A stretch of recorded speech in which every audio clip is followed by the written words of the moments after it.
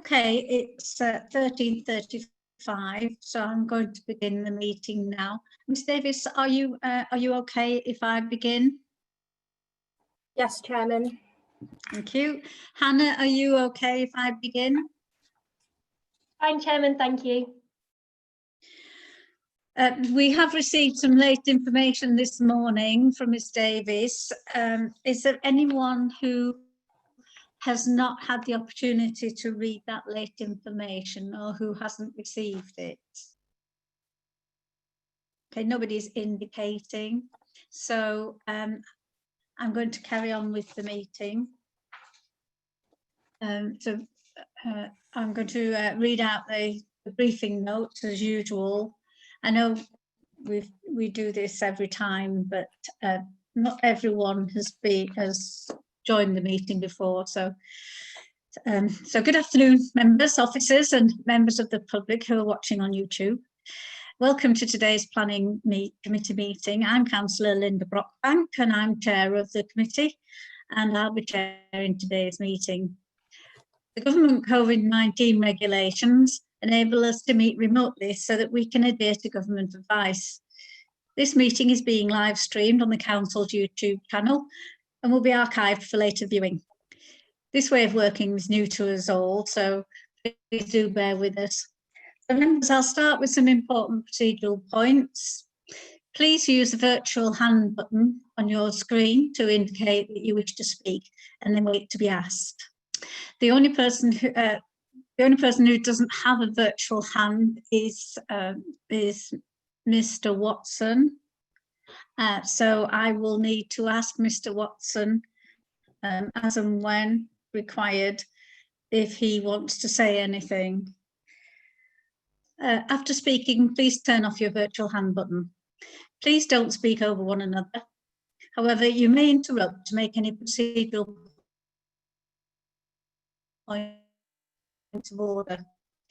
We will conduct the meeting with everyone's microphones on mute. Please mute and unmute your own microphone before and after speaking. If you do not mute yourself, the moderator will mute it for you to avoid any background noise. And I hope that we'll manage to run the meeting without a break today. But if we're not finished within a couple of hours, I'll call for a short break. Some introductions now. Our legal advisor is Alex Strickland today. Welcome, Alex. Our planning officer for today's meeting is Neville Watson, who is the planning manager for Craven District Council. Democratic Services is here today to oversee and assist in the smooth running of the meeting, and that is Hannah. Our committee officer is Vicky Davis, who'll be taking the minutes of today's meeting. Vicky will also take a roll call for the recorded vote and read out any statements or representations. Can I now ask for our Democratic Services officer to take the roll? Oh, Chairman, yes, Councillor Iton. Sorry to interrupt. That's okay. I can't find on my screen how to raise the hand if I want to speak. Right, okay. At the bottom, if you wiggle your pointer around, your mouse around, you'll see something called participants. There's security and then participants. If you click on participants. Where do I find this? Right in the bottom right? At the bottom, there's a... Bottom right? It's in the centre.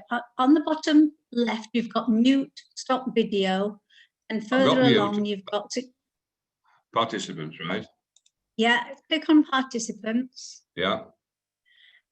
And then you should have on the bottom a white screen should come up at the side, at the right hand side, and on the bottom of there should be an option to raise your hand. You can't. It's a bit different for me because I'm hosting. Vicky, are you a co-host? I've got mute, stop video, participants. Hannah is a co-host. All right. Councillor you just, Anderson, have you got the participants down the right-hand side of your Yes. screen? Yeah, Yeah. Well, if you go to your I see it. Right, bottom right, I see it now. yeah, and at the bottom of the list of participants, there are three sort of buttons you can press: invite, mute me, and raise hand. Yeah. So you I've got just that. click. So you just click on the raise hand when you want to speak, Right, so I've got to bring that and up. then the chairman will be able to see that and will be able to bring you into the meeting. I found it. Thank you very much. Okay, right. thank you, Ms Davis.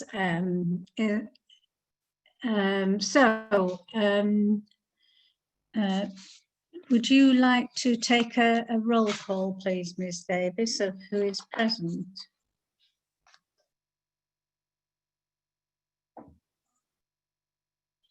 Yes, I'm happy to do that, Chairman. So if you could just indicate that you're present, please, by saying yes, that would be appreciated. Chairman, Councillor Brockbank, obviously you're in attendance. Yes. Councillor Brown. I'm here. Councillor Handley. No, Councillor Handley. Councillor Ireton is saying something, but he's muted. Has Councillor Angley not notified you I'm the substitute? No, it Right. hasn't. Right, I am. Right, okay, that's fine, thank you. Councillor Heseltine.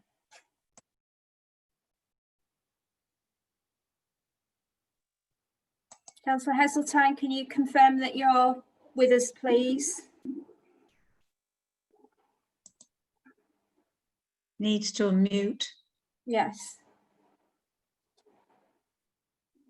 You're on mute, Councillor Heseltine. Hello. I'm still here. Okay, Present. thank you. Councillor Liss. Yes, I'm here. Thank you. Councillor Place. Present. Councillor Pringle. Present. Councillor Rose.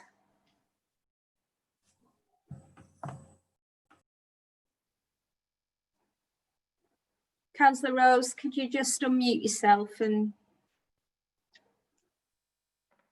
Sorry, I can't hear you.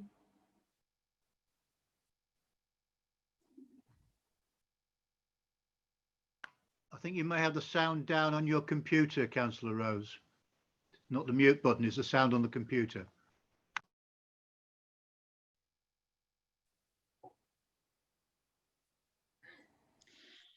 Anyway, can I just confirm for the record while Councillor Rose sorts that out, that Councillor Rose is present at the meeting? Thank you. Councillor Shuttleworth. Present. Councillor Welsh. Present. Councillor Ireton.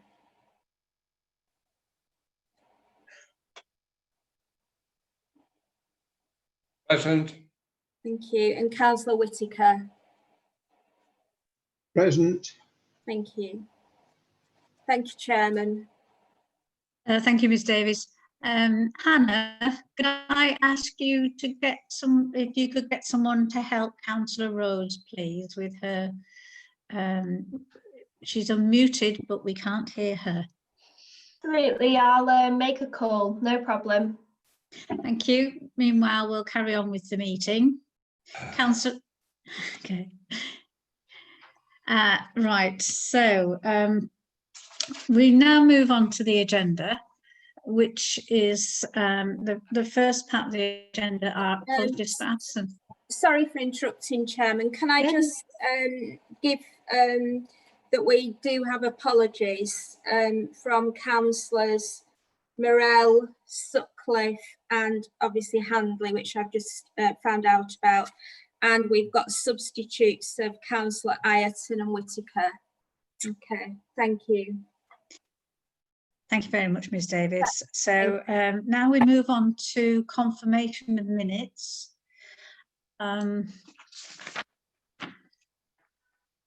I need a proposer and seconder, please, for the minutes of the I'll propose them, meeting. Chairman.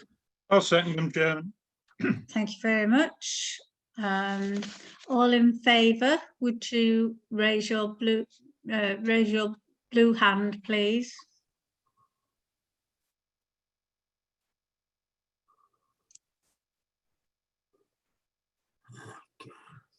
Okay, yeah. Councillor Pringle, hasn't raised his hand, and Councillor Brown hasn't raised his hand. So that's 1, 2, 3, 4, 5, and myself, 6. Councillor Rose hasn't raised her hand either. Councillor Rose, do you want to raise your hand? If you agree, would you like to just raise your hand physically? Okay, right. So we have Councillor Place, Councillor Ireton, Councillor Whitaker, Councillor Liss, Councillor Welch, and myself, who agree to the minutes. Could you all lower your hands, please? And I'm now asking for those who are against.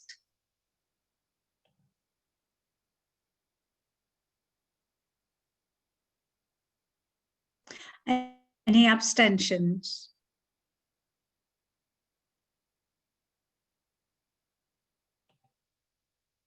Councillor Pringle, you've raised your hand as an abstention. Councillor Brown is waving his hand at me for an abstention. Councillor Shuttleworth is raising his hand as an abstention. No, that's it. Okay. So could we, and Councillor Rose is on the telephone. So at the moment, Chairman, we've got 6 for the minutes, and we've got 3 abstentions. I think that's correct so far. But Councillor Rose was waving her hand, so I'm not sure whether she wants to abstain as well. Okay, well, even if Councillor Rose does abstain, she will, it's still carried. The Okay. minutes are still carried, aren't they? So, Okay. so we will continue and we'll record those as carried. So on to the next item, which is public participation. Ms Davies, do we have anyone who has asked to speak? Any members of the public who have asked to speak to us today? Not under item 3, Chairman. No, thank you. Okay, thank you. Item 4 on the agenda is declarations of interest. Does any member have any interest to declare on any of today's applications? Please state which application and the type of interest you are declaring, either Appendix A or Appendix B. Please raise your hand. Okay. No hands being raised. Councillor Rose is still on the phone. So what we'll do is when we come to discuss the application, Councillor Rose can declare them. So declarations of lobbying. Please state which application you've been lobbied on, and whether you've been lobbied for or against the application. I have been lobbied against the application for the granary. Please raise your hand. I'll take you all in. I'll take you in turn. Councillor Pringle, Yes, would you like? Thank you. I too have been lobbied against the application at the granary. Thank you. Councillor Brown. I've been lobbied against both. Thank you. Councillor Shuttleworth. Oops. I've been lobbied against the granary, Chairman. Thank you. Councillor Welsh? I've been lobbied against the first one, the appeal, granary. Yeah. Thank you. Councillor Liss? Yes, I've been lobbied against the granary application. Councillor Place? Lobbied against the granary application. Thank you.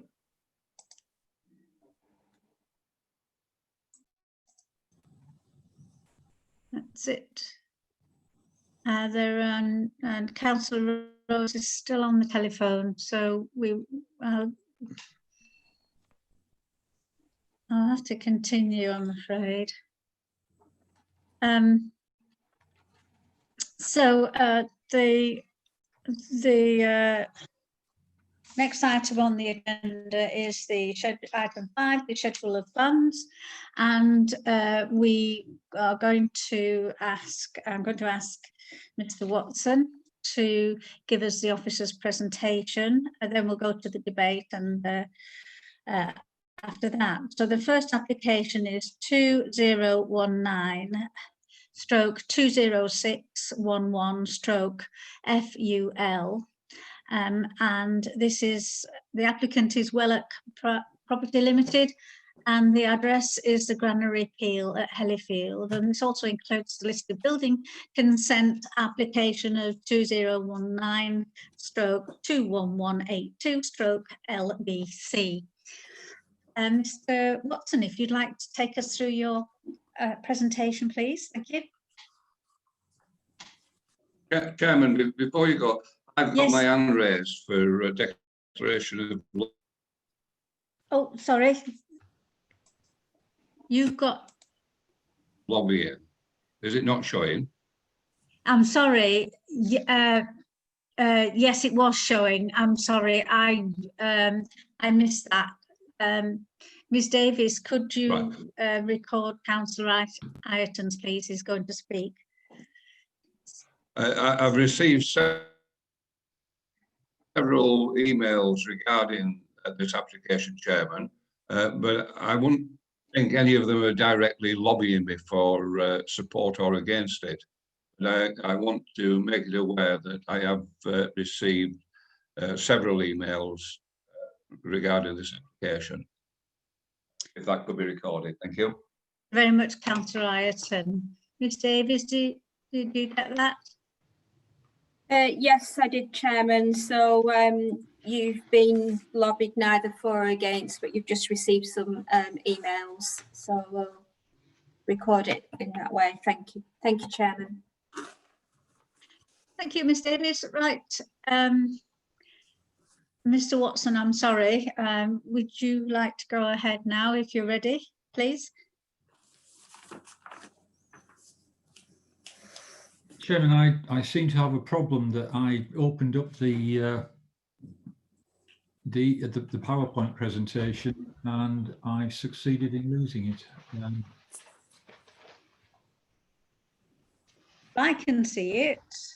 Yeah. Yep. Sorry, Chairman, I think I'll get it back now. Right, this is well, it's one presentation covering both planning and listed building applications for alterations and extensions to the granary at Hellifield. Chairman, this shows you the location plan, which is adjacent to Hellifield Peel, and you will see from so that's Hellifield Peel. That's the red edge is the application site. The blue edge is other land in the applicant's ownership, and obviously where the cursor is pointing now is another residential property which is attached to, which I believe is called the homestead, adjacent to Peel Barn.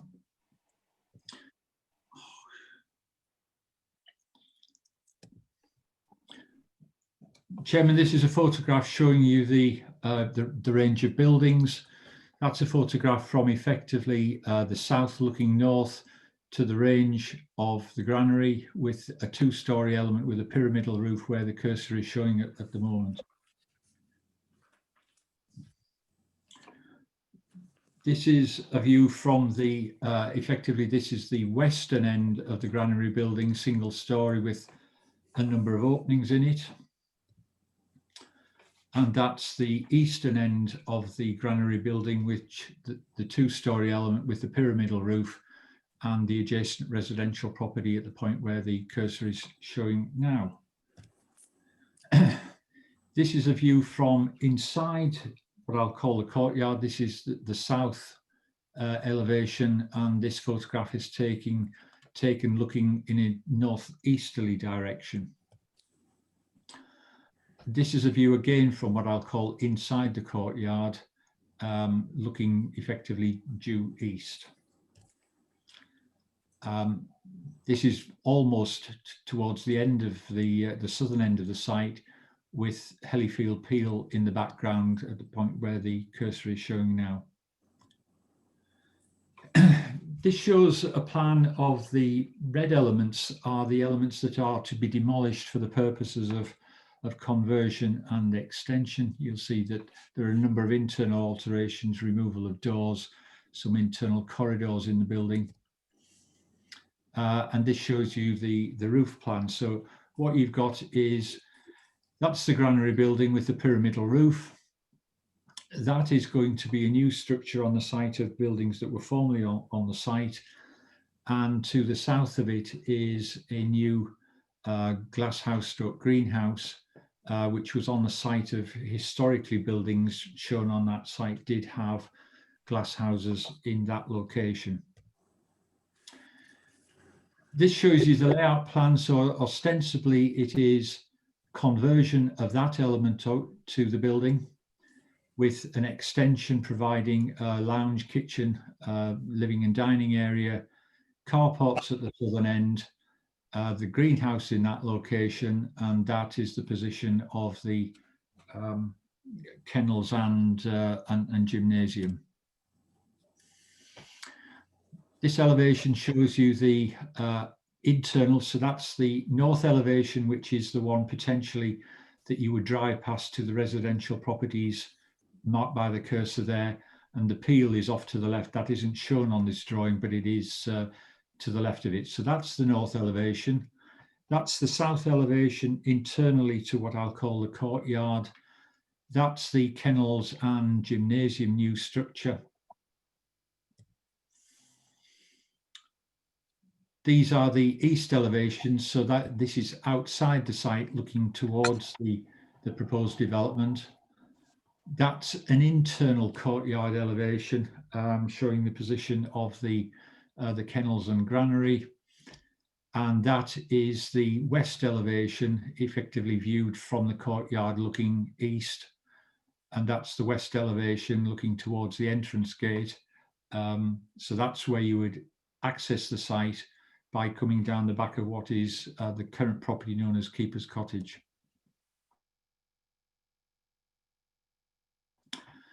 Those are just the elevations of the roof and plan of the proposed greenhouse, and that's the elevation of the greenhouse. Chairman, that's the end of the slide presentation. I do want to just raise some issues for you, which have been raised in recent correspondence and exchange of email correspondence since the report was published. There are some legal issues which Mr. Strickland can deal with. There has been some question raised about the scale of development changing.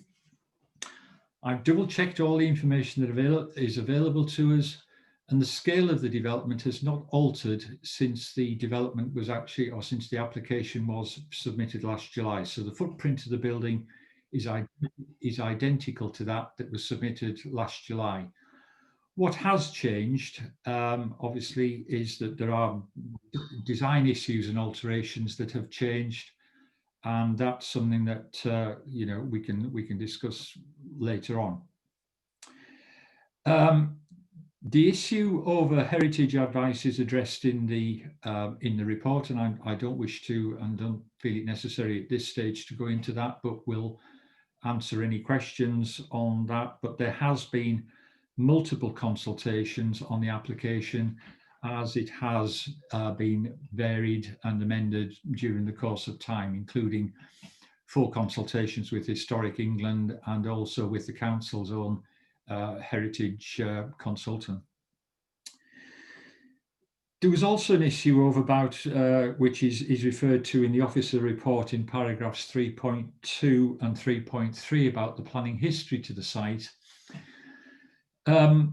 Effectively, the building that was shown on the left-hand side that I referred to as, I believe, Peel Barn, and the homestead next to it, was part of an application back in 2003 and then subsequent approvals. And clearly the building formed part of, or the granary building formed part of a wider application for residential development on the site, which included Keeper's Cottage, refurbished, the conversion of the granary to 2 dwellings, and the building to the east of the granary. So that's what the reference is in terms of extant permissions, in terms of was there any misunderstanding in that, and the answer to that is no. There's also been a question raised about a land use, a landscape visual impact assessment and other validation requirements. Chairman, I've revisited and rechecked the position on the validation criteria, and the validation requirements are that there may be a need for a landscape visual impact assessment on development which would have a significant or visual landscape impact. And clearly that is a judgment that has to be made, and we didn't pursue that with the applicant at the time. That is a judgment, but ultimately the conclusion was reached was that it wouldn't have a significant landscape or visual impact, and therefore there was no requirement for an LVIA. On that particular issue, I would also draw members' attention to the response from Historic England, which is included as Appendix 1 to my report. And I can take members to the second page of the first advice that we had from Historic England when they were only considering an application for planning permission. But just to back up the issue on landscape, the response that we got from English, or I keep calling them English Heritage, Historic England, and I can take you halfway down the first page in what I referred to as Appendix 1A to the report. And it says, Historic England has no objection on heritage grounds to the principle of the development, and we recognise that the buildings identified for renewal and adaptation detract from the setting of their appeal. The important bit that I'm moving on to in the same paragraph is that their adaptation and reuse, combined with landscape improvements and integration into a wider business model, will be a distinct improvement and will provide opportunity for people to engage with this in the wider landscape. So I think that sets the position that Historic England were commenting on landscape issues, but we're not suggesting in any shape or form that there should have been a landscape visual impact assessment submitted with the application. There has also been some criticism about clarity and changes without reconsultation. Chairman, all I can advise on that particular point is that this application is over a year old now and has been subject to extensive reconsultation, not least of which the last consultation that took place was consultation in March of this year, in which neighbours, parish council and consultees were reconsulted on the version of the application and the scheme that is currently before you. So, you know, I am satisfied that full consultation has taken place, and that has formed part of and has informed me in the advice that I've given to members in the committee meeting this afternoon. There has also been some issue about actually what the application is for and can its use be controlled. The application has formally been amended by the applicant, and that has been subject to that reconsultation process. And the application before you is for a holiday cottage which is a C3 use, which is not dissimilar to the C3 use that had planning permission that was granted in 2003. Condition 7 of my recommendation to you is to actually control the use of the site by means of condition that it shall be for a holiday cottage only. And that would enable the planning authority to retain control of any development that took place. And in the event that the applicants or the landowners at some future stage in time wanted to change the use of that building from a holiday cottage to something else, and that's not on the cards, what we're looking at is a holiday cottage. But that condition 7 would control the planning permission, control the use of it, and any unauthorized use would be subject to the possibility of an investigation under enforcement procedures and formal decision on that basis, or the need for the submission of a further application. A point has been raised about views of. I'm of the opinion that there are no significant public views of this site, and there are no private views or rights to a view from your property to another property or indeed other land. So I'm satisfied that all that is there. The fact that the Peel may be, well, not maybe, it is a scheduled ancient monument does not change that right to a view or lack of. There have been questions raised about changing case officer. Can I just explain that was an operational decision by myself, and the reason being, quite simply, is that the original case officer is involved, and it has yet to be finally determined and resolved, but has been involved in what will be a major public inquiry sometime later this year at Nuttercote Farm down in Thornton in Craven. And quite simply, the amount of work that was involved in the preparation for what was scheduled to be the public inquiry in June of this year until COVID shut us all down and the planning inspector effectively put everything on ice, is quite simply Mr. Coates, the original case officer, was so heavily involved in that, and the amount of time and work that was being taken up for him to actually prepare for that public inquiry that was scheduled for June just meant that I had to rearrange the caseload. It was for no other reason whatsoever than purely operational reasons. Given the caseload of the rest of my team, I took the decision that the only way that I could ensure that the team continued to function as best that the team can function under these very difficult circumstances and times with their workload is that I took the view that the only way that I could help the team out and move the application forward was for me to take this on personally. It was for no other reason whatsoever. Chairman, that's the end of my presentation and update. I'll answer questions at any stage in the future. There will be a need to actually make 2 resolutions and 2 decisions. I've only done 1 presentation because they are identical, but members will have to make 2 decisions on the planning application and the listed building application. Chairman, it's a balanced judgment, and that's my conclusion. But the recommendation before you on the planning application, which we will deal with first, is a recommendation to approve. Thank you, Chairman.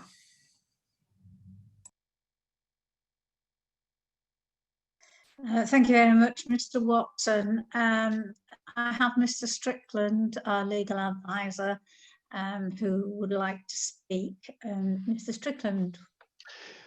Thank you, Chair. Just I will keep it brief, but just on the back of the comments from the planning manager, I think the only outstanding issue on the correspondence relates to an email from Councillor Pringle sent on the 26th of August to yourself, Chairman, copying members in. I think the only outstanding point on that is that that email makes reference to staff complaints. I would just remind members that staff complaints are not a matter for this committee and should not be discussed. So I think that's the only outstanding matter. And other than that, I would just remind members that they need to consider the planning applications on their merits in the usual way. Thank you, Chair. Thank you, Mr. Strickland. Yes. Okay, so we have a number of people wishing to speak. we are going to start with the parish council, who is Mr.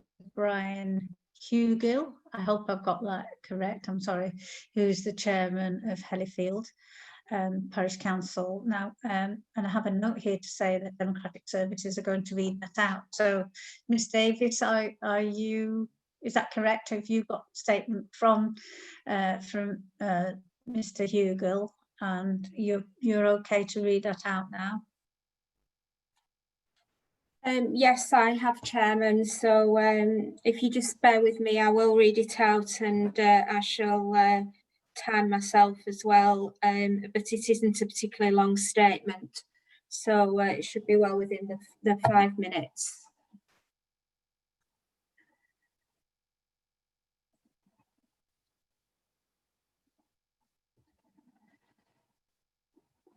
We are regularly told there is a shortage of housing in Hellifield, and feel these buildings would be more suitable for residential use.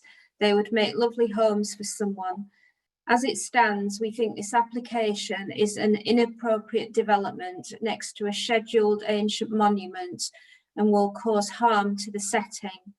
There would be noise pollution, a loss of privacy, loss of amenity, loss of outlook, and could also be harmful to the health and well-being of the existing residents. There will be an unacceptable increase in traffic along a public right-of-way, creating an unsafe environment for the public. There is no community gain, just a vague prospect of using local craftsmen. Although welcome, these same craftsmen could just as easily be used on a residential development. We know from past experience, if this application is granted, a Pandora's box is opened. A 4-bedroomed holiday house will soon morph into a 40-room hotel, a greenhouse into a leisure centre and swimming pool. Look what happened with the flashes. You now need a barrister to sort that out. Don't repeat that here at the Peel. In the report before you, your officer says at number 9.50, this is a finely balanced proposal. It's up to you, but please remember, all Hellifield parish councillors have objected. Hellyfield's district councillor has objected. Hellyfield's residents have objected. Please support us, tip the balance our way, refuse this application. Councillor Brian Hugill, Chairman of Hellifield Parish Council. And that concludes the statement, Chairman. Thank you. Thank you very much, Ms. Davis, and all within the 5 minutes. Well done. Next on the list, we have someone speaking for the objectors, Mr. Stuart Wetherill. Is that correct, Ms. Davis? Yes, it is, Chairman. Okay, thank you. So I'm addressing Stuart Wetherill now. Mr. Wetherill, you have, welcome. You have 5 minutes in which to speak. Before you begin, would you unmute yourself, please, and give your name? Thank you. Hopefully I'm unmuted. It's Stuart Wetherill. Do you want me to start now? Yeah, I'll just check with Ms. Davis. Are you ready to record the time? Yes, thank you. Okay. Good afternoon. My name's Stuart Wetherill, and our home, Peel Barn, is attached to the Welwick Estates planning application for the development of the granary. We're shown in the blue on the aerial view, which should have in front of you, hopefully. For purposes of comparison, our home is a good-sized 4-bedroom property. We've never objected to a family holiday cottage, but this proposal is far too large. This major application affects the setting of our neighbour's house, Hellifield Peel, a scheduled monument, along with the listed curtilage buildings, including our own barn built in 1776. The granary is a medieval structure, and like the Peel, is part of a unique heritage going back 1,000 years. We cannot understand, despite objections from Historic England, 170 local people and heritage officer, why this application is recommended for approval. What is proposed as partial demolition results in at least 70% destruction of historic fabric. Much is made in the officer's report of retention of heritage, but how can destroying nearly 3/4 of a listed building be called conservation? What is proposed as minor extensions actually involves a 210% increase in the size. This massive extension increases the size of the building from 359 square metres to 754 square metres with a huge glass house. The applicant has applied for 561 square metres, and yet the total application drawings show 914 square metres. How can a sprawling tin box be regarded as a sensitive intervention? The officers do not take due regard of Section 66 of the Listed Building Act. The applicant and officers state that this application is not visible and the impact will be minimal, yet the photo montages from the LVIA prepared by Sean Jagger Architects show clearly that the impact is dramatic and very harmful. How can an assessment be made by council officers without an LVIA, despite local plan requirements and national guidelines? A typical high-end holiday cottage, such as the Coniston Hotels Lowlands, is around 185 square metres. Why would this development need to be 4 times that size? Why does it need the area of more than a 5-bedroom cottage to seat 8 people for dinner? This open space could accommodate sit-down parties of 70 or more people. Why does a family cottage need this space? All the criticism of scale and impact upon listed buildings could be avoided if the application was reduced in size. Up until the point where this scheme was mysteriously reclassified from C1 hotel use to C3 holiday accommodation, the applicant described this development as a wellness retreat with group accommodation, including a glasshouse from which produce would supply the Angel Inn and Wine Cave Hetton, also owned by the applicants. In early conversations with the applicant, it was explained to us that the scheme was to accommodate groups of high-end visitors and shooting parties, hence the kennel block. We were also told that treatments would be offered along with the gym. What the application form states is that this is group holiday accommodation, and later hostel accommodation. Now we are asked to believe that the granary is only an exceptional quality 4-bedroom holiday accommodation use, which would not be used for accommodation of large groups. So which description is true? If this application is genuinely for family holiday accommodation, then let the applicant bring forward an amended scheme. In drawings sent to the council and yourselves, Francis Shaw has shown that this can be easily achieved and with minimal loss of historic structure. So why wouldn't this be acceptable? There has been a reluctance from the applicants to accept such a compromise, so we must therefore assume that the scale is important for large parties. Your office have stated that noise would be minimal from the accommodation, whilst also saying that they would be unable to control noise and the use of the building. We would ask that the committee refuse the application on the following grounds: the compatibility of decision with the refusal of Keeper's Cottage, loss of heritage, the impact on setting of a listed building and a scheduled monument, noise and increased traffic. Alternatively, the committee may feel it best to defer a decision so that a more considered scheme might be brought forward and that we may be involved in achieving an acceptable solution with strict conditions of use attached, including no dog kennel, no gym, restrictions on noise, no music played externally, no external use after 11 p.m, limits to the number visiting, limits to staff, no catering or chef access, limits to the number of vehicles and vehicular journeys, limited to family accommodation, and limit to the number of holiday cottages, further accommodation being group accommodation. That concludes that. Thank you for your time. Thank you very much, Mr. Wetherill. We have another person wishing to speak, and that is for the applicants, and it's the applicant's agent, Fiona Tiplady from Rural Solutions. The same applies to you, Ms. Tiplady.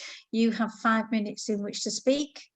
Would you, before you begin, would you unmute yourself and give your name, please?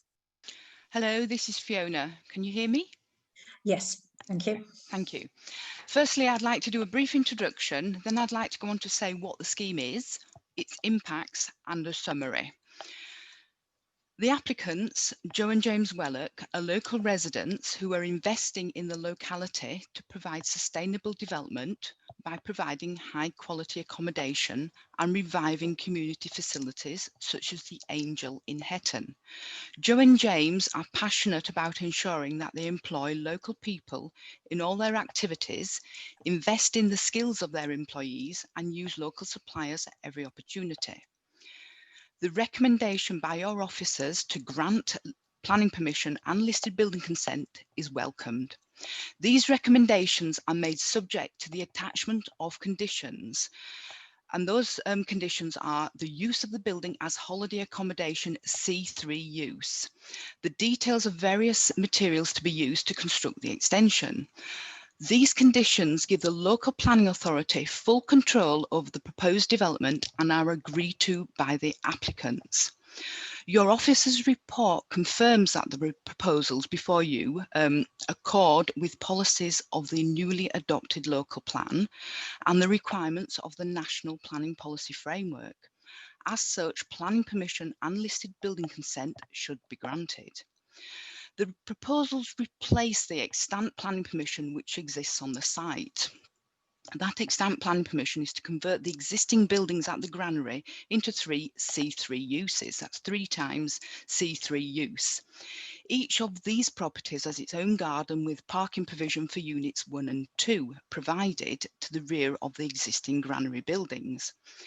The accommodation provided under this existing planning permission could provide for 3 holiday let units, which would have a far greater impact than the single one currently proposed. The scheme itself. There are numerous misunderstandings about the scheme within the community. The facts are, this proposal is for an exceptional quality 4-bed holiday accommodation use. The use provides for the restoration of some of the existing buildings at the site and the provision of small extensions to the existing structures. The use is a simple garden setting, and it's confirmed it is not a hotel, and it's certainly not, as per the parish council seem to state, a 40-bed hotel. It will not provide a restaurant facility, it is not a wedding venue, and it will not provide accommodation for large groups. It is a simple C3 use. The description of the development fully clarifies the type of accommodation use, holiday let use C3. In addition to the use being restricted by this description on the application description itself, as per your agenda, your officers have suggested a condition to limit this restriction to C3 use and no other use. So going on to impacts, the impacts of the scheme of this C3 use are limited. No objection has been raised by the Environmental Health Service, acting as your statutory consultee for noise and disturbance matters. In terms of traffic, there is no objection from the Highway Authority. The applicant's transport statement informs there have been no accidents along Peel Green Lane for the past 5 years. The use of the property as proposed as a single C3 use creates minimal traffic. In terms of heritage matters, neither Historic England nor the Council's own specialist heritage advisor have any objection to the principle of development. Both recognise that the buildings which are being brought forward for renewal and adaptation currently detract from the setting of the Peel, and that the proposals will not cause harm to the heritage significance of the site. In short, the scheme sustains and enhances the heritage assets and their setting. The Council's heritage specialist confirms that the proposal will allow the heritage significance of the wider site to be appreciated by a wider audience. The design of the scheme provides a contemporary addition to the older structures which already exist at the site. So basically, in the professional opinion of your own heritage specialist, the use of a sedum roof, as proposed, is acceptable and its impact is minimal. The creation of that sedum roof would be maintained to the highest standard and allows biodiversity haven to be created. Whilst Heritage England support the regeneration of the site, they would prefer a pitched roof instead of that sedum roof. If members consider they would prefer a different finishing material other than sedum, the applicants are happy to accept a condition to that effect, which would be attached to both the planning permission and the listed building consent. It is noted there's a lot of objection to the scheme on matters which have been completely misunderstood. It is unfortunate that the report also contains a typo in that the number of letters specified in the agenda report is incorrect. 161 letters of objection have not been made to the application, nor have 161 letters been made to the listed building consent. The latter has 41 letters of objection. There are only 20 representations which have been made to define. Interrupt. You have gone over your 5 minutes now, Miss Tiplady. I don't know. What do you want to do, Councillor Brockbank?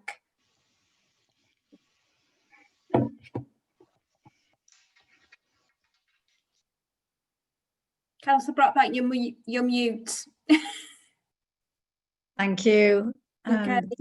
Yes, Miss Tiplady, I'm sorry, we've got to bring that to a close. Is there just one more very short, brief issue you want to raise? Yes, please. So I was raising about the number of letters of representation which have been reported, but many of those representations have been received from far and wide: Australia, Leeds, Southport, Shrewsbury, Newcastle. And then in short, the summary is the fact that the economic benefits of the proposal are significant. Jobs created, local companies benefiting, materials for the build project, all local. There will be a gardener, handyman, work for a handyman, work for a housekeeper, and it brings visitors to the locality to enjoy and spend money in the local economy. Thank you. Okay, thank you very much. So now we move on to the ward councillor, which is Councillor Chris Morby.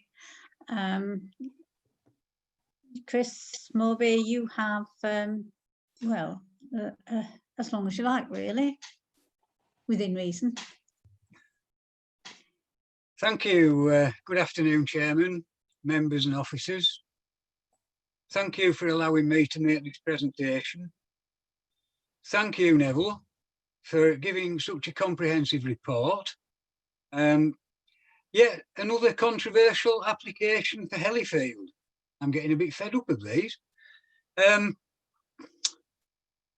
I'll just forewarn you, I have been lobbied on this application, although I am not on planning committee and I will not be making a decision.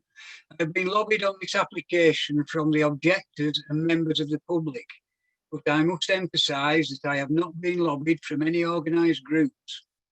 I have not been lobbied from the applicants or their agents, which of course they did have the right to if they wanted, because it goes on in my ward. I called in this planning application for the following reasons. For a start, as I've just mentioned, it is a controversial application. And I do realise that the original refusal was for a Class C1 hotel and the application is for a Class C3 dwelling. I have called it in the public interest, openness, transparency, objections from Hellifield Parish Council, and the amount of objections from both neighbours and members of the public. I have been familiar with the Peel since I was a child. My friends and I used to cycle from Long Preston to Hellifield Peel and then wander up the edge to the edge of the lake situated in the wood adjacent to the Peel. The Peel was then in a very bad state and falling down. The next time I went to the Peel, I was employed by a company at Hellifield that used the premises for a haulage contract business. And in fact, there was a pitch for steam cleaning wagons right in front of the Peel. And again, it was in a very bad state of repair. The Peel was then acquired by the present owner and repaired and brought back to its former splendour under the watchful eyes of English Heritage, I think it was then. Point one. Just before the planning meeting on the 18th of February 2020, a statement of facts was sent out to all members of the planning committee. One councillor on this committee kindly forwarded me a copy, and after reading the statement, I had a look on the planning portal and noticed that the statement was there. Only it was said that the statement was put on as an individual, when in fact it was the agent. It is now on the portal as background papers. It is stated in this statement of facts, sorry, I shouldn't have said that, with regard to comments from Historic England, no objection on heritage grounds to the principle of the development proposal, and we recognise that the buildings identified for renewal and adaptation currently detract from the setting of the appeal. I agree. What is not on the statement are the comments from Historic England as follows.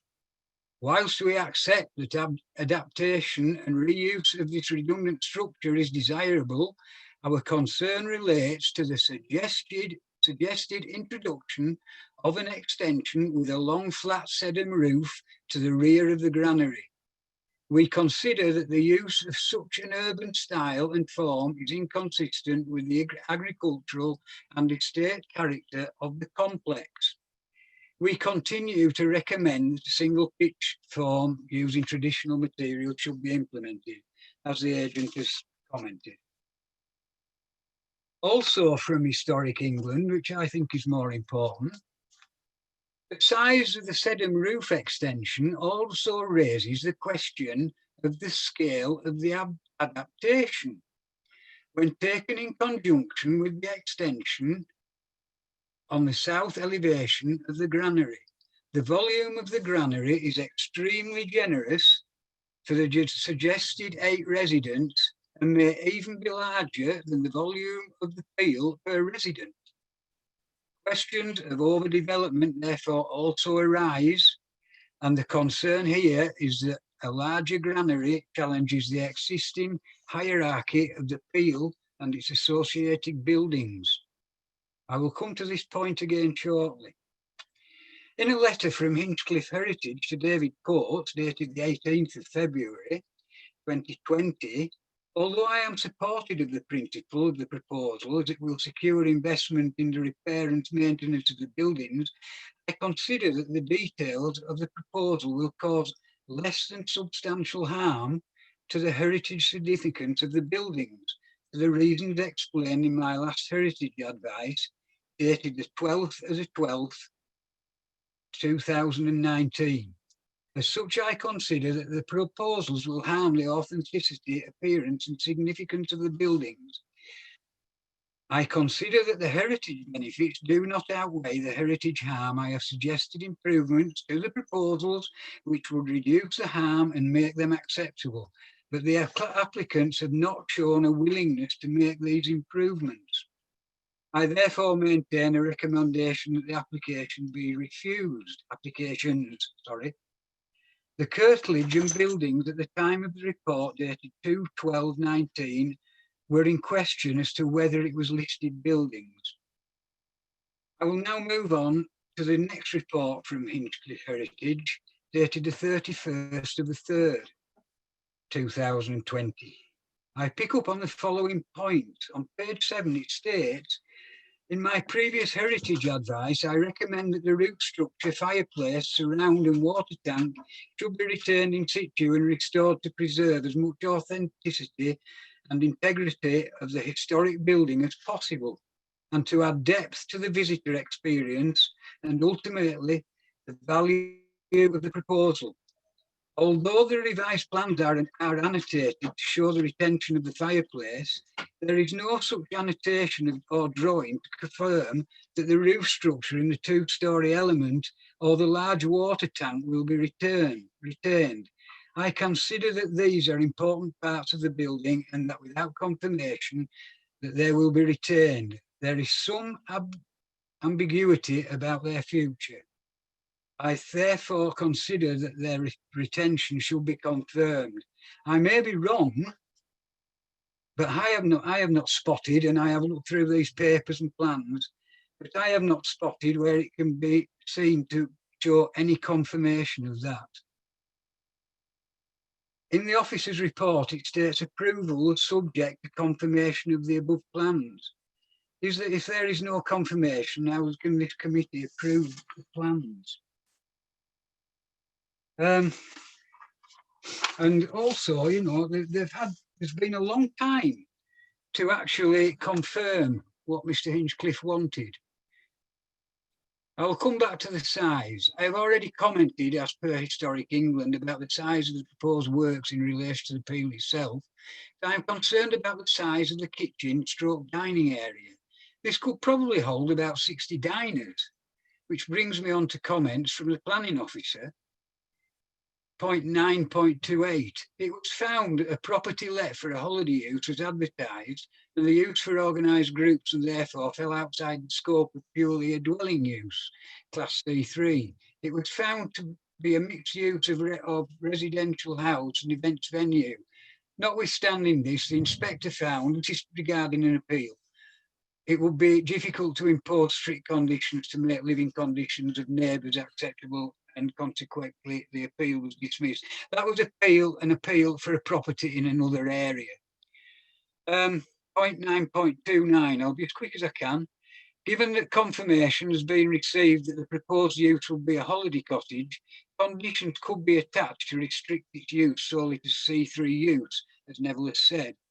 It is considered that conditions could be imposed to ensure the property does not become an event venue similar to that subject of the appeal decision. My concerns are as follows. What is to stop a family booking a holiday cottage and then inviting a substantial number of visitors? And given the size of the dining room, then have a party. I do take note that the applicants have only agreed to not have amplified music outside and not inside. How can conditions be imposed and enforced for this situation? I am very wary of planning conditions being imposed following the recent and ongoing situation that we have at Skipton. The planning officer and heritage advisor for the council have stated this is a finely balanced. Historic England have their doubts. Although I accept and fully agree that the curtilage buildings and surrounding area needs a great deal of work to tidy it up and put the peel back into the surroundings that it deserves, I feel that this proposal will do more harm than good. But I am not an expert and accept the comments and advice from Historic England and Hinchcliffe Heritage. I'll just summarise. Captain Mannering would say to Private Pike in Dad's army, "You stupid boy, you are drifting into the realms of fantasy." And I'm afraid this is what is happening with this application. Points have felt that I've said, Hinchcliffe Heritage asked for the applicants to confirm certain things and they will not appear to have done so. In Historic England have commented on the size. I have never seen a holiday cottage this size. The lounge area is very small compared to the kitchen stroke dining area. If I was on holiday there, I would like a nice big lounge to sit in. One thing I think is very important, no CAD drawings have been supplied by the applicants or agents, which would, I think, greatly help the planning committee's judgment on this issue.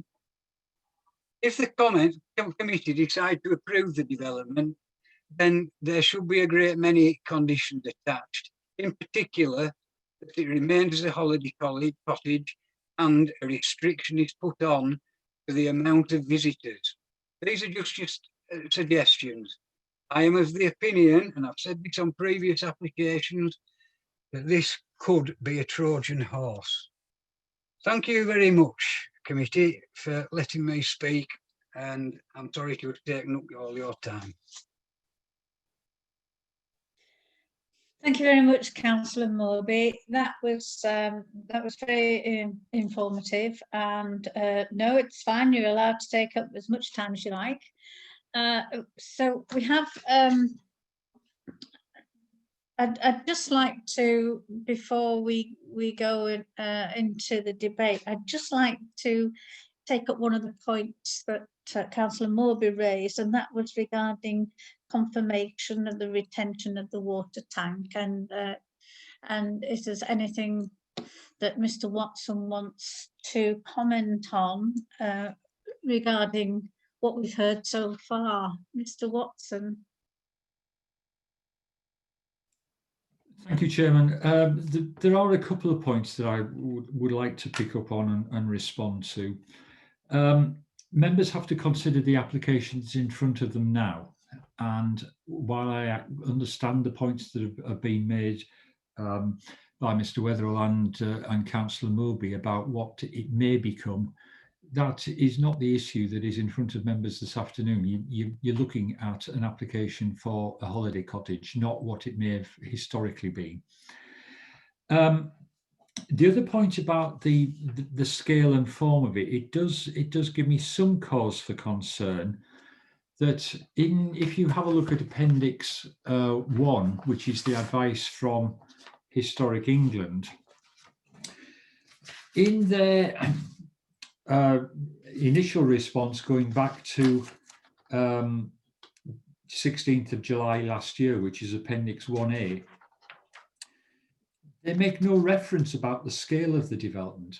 And I think members should understand that the footprint of the building has not changed in all its amendments and resubmission. So the size of the building hasn't changed. It does give me some cause for concern that in their final response on the 30th of March, they suddenly introduced the scale issue. And the difficulty that I've got with that is that actually Historic England were taking issue about the flat cedar roof, and that's a judgment to be made. And we do have, if necessary, if there are questions that I'm not in a position to answer, I do believe Mr. Hinchliffe no, he's not, he's actually running with us live. But the issue is that the scale of the development and the solution that Historic England were advising back in July last year would have actually made the scale of the development bigger than it is as this submission. They were actually asking for a pitched roof on the extension. That would have made it bigger than the application that is before us. And I do find it a little difficult to understand how Historic England can introduce scale at the final consultation process when they started saying that they were actually proposing a building that was of a greater scale than the applicant was making. It's a point to be just to bear in mind.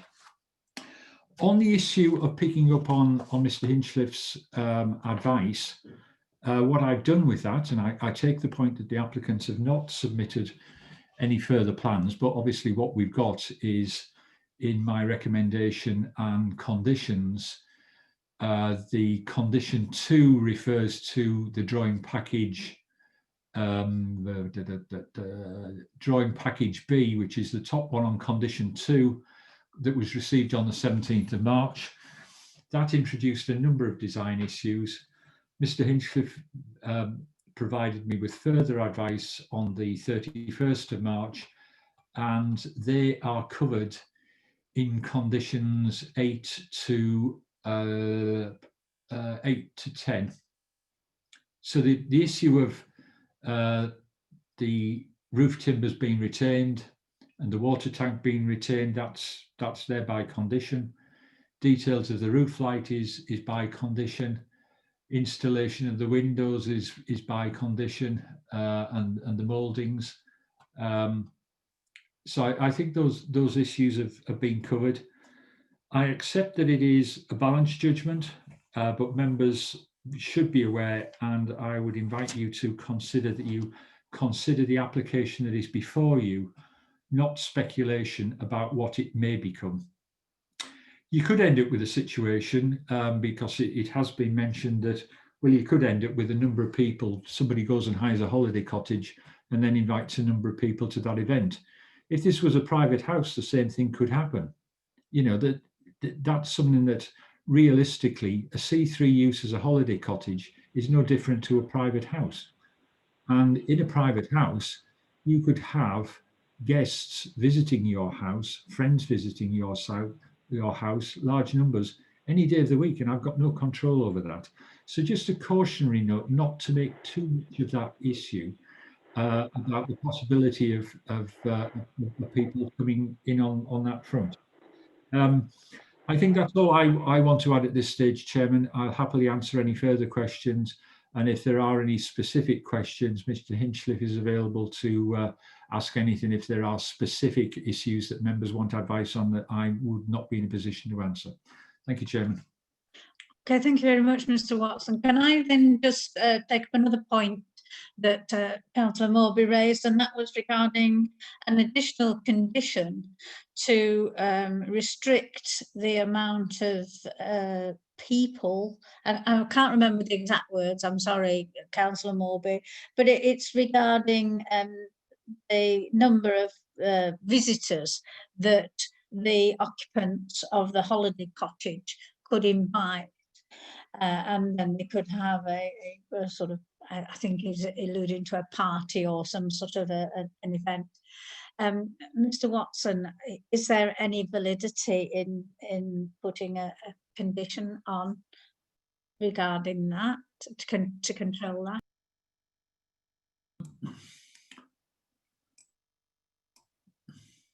I've got some reservations about it. I've got to be honest about it, because that's like saying that, I mean, it's very difficult to actually control a scenario like that. But that's like saying that you get planning permission for a new house and then try and tell people that they can't have a family party. How often the likelihood of somebody going away on holiday and every one of them, so you've got perhaps 52 residents that are coming for a week apiece, are you going to realistically expect that all 52 people are going to rent that place so that they can have a party? I think it might be a difficult one to control with planning conditions. If Mr. Strickland can throw any further comment into that, I'm sure he will do. Chair, just to come back on that, if I may, I would agree with that. I think that the proposed condition would sound rather difficult to enforce, and probably for that reason would not meet the legal tests. Hope that's helpful, Chair. It is, yes, thank you very much. Okay, so before we go into the debate, I've got two hands up already.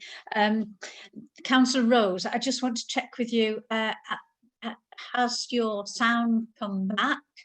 And have you heard everything that has gone on so far with this application?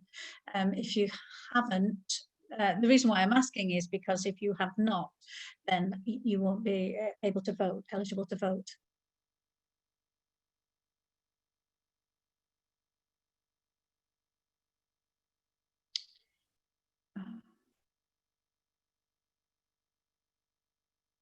I'm sorry, I can't hear you.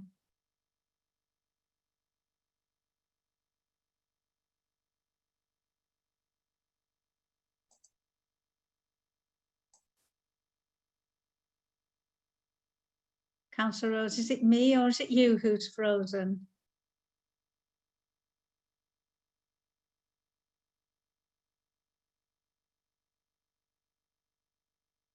Okay, right. I'm going to carry on with the debate and come back to Councillor Rose. So we have Councillor Brown, you were first to put your hand up. Would you like to continue, please?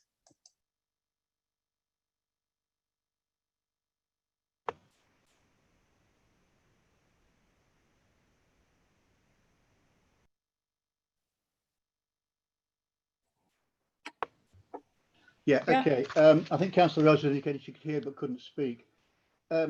Just to contribute to the debate, it says at 9.5 that this is a finely balanced proposal, and I think that, yeah, I can understand why that's been written. I think we'd all quite like to see this site developed and something constructive put up there. An imaginative use of disused building is one of the things in favour of it. Small number of jobs in favour of it. Tourist income in favour of it. So some development in some form, I think I support. When it actually comes to this development in this form, I'm going to formally propose that we reject it. And I'll try and explain why. Firstly, on scale, I think the size is out of keeping for even the most luxurious accommodation for 8 people. And I want to keep coming back to that fact because we must consider what's in front of us. And what's in front of us is a proposal for holiday accommodation for 8 people. We've got a dining area of 183 square meters for 8 people. Now, even under social distancing rules, that's just a touch on the generous side. We also have a granary and barn together that make up 754 square meters and a general extension of the building form of around about 210%. I'm trying to work out why we need kennels of this size for 4 couples. How many dogs are they actually going to bring? I'm trying to work out why we need a gym of this size for 4 couples. How much equipment can 8 people use at once? Even, you know, top end. I'm trying to work out the glass house. How is a glass house of that size needed for 8 people? If you look at it, it's very good size. Well, I won't speculate on what it's for, because I've been quite rightly told we shouldn't speculate what it's for. Just consider for the use of 8 people for accommodation, for holiday accommodation, is that glass house over large in terms of scale? Look at the veranda, which stretches the full length of 2 wings of the building. Not only do the residents have the benefit of dining in the dining area, they have the residents benefits of dining in the veranda. So they could socially distance by about 50 meters from each other if they chose to do so, and still, so they could perhaps, you know. So all that scale, I think, is important when we consider the balance of gains and losses of this particular proposal, because I want you to be clear, I would vote for a proposal on this side. I'm formally proposing against this one. And it's not my opinion that it's too large in scale. It's the opinion of Historic England. And we are asked not to consider what Historic England thought months back. We're reminded that we must consider the application in front of us. So can I remind people, we must consider the Historic England advice that's in front of us. And the Historic England advice that's in front of us was read out by Councillor Morby, but I want to re-stress it. The size of the Cedar Roof extension, not the roof, also raises a question of the scale of the adaptation.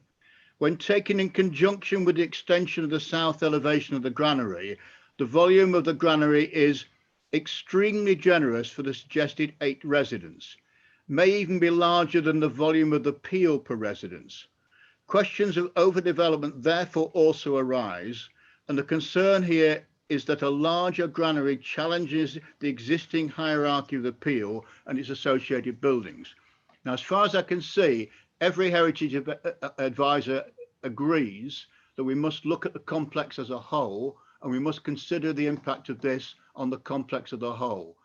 English heritage are telling us, or Historic England are telling us, it is too large, and we're constantly told we can't turn things down when English heritage English won't object. This time they have clearly objected, and they are the experts, not whoever we hire. I would intend to listen to them, not advice that's different. And therefore, I'm referring back to our own recently agreed local plan and to ENV2 Part B. Harm to designated heritage assets will only be permitted where this is not outweighed by the public benefits. Substantial harm will only be permitted in exceptional circumstances. Now, I think this is balance of harm, and we can reasonably turn it down on ENV2 Part B, which is my grounds for proposing rejection. Now, it will be said, can we not deal with these objections by putting conditions on?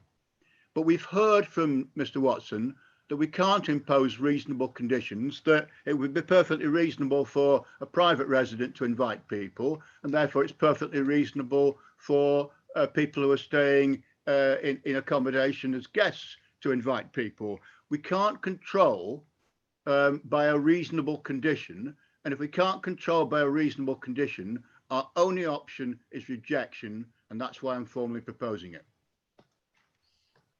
Okay, thank you. I understand that. I want to come back to you with some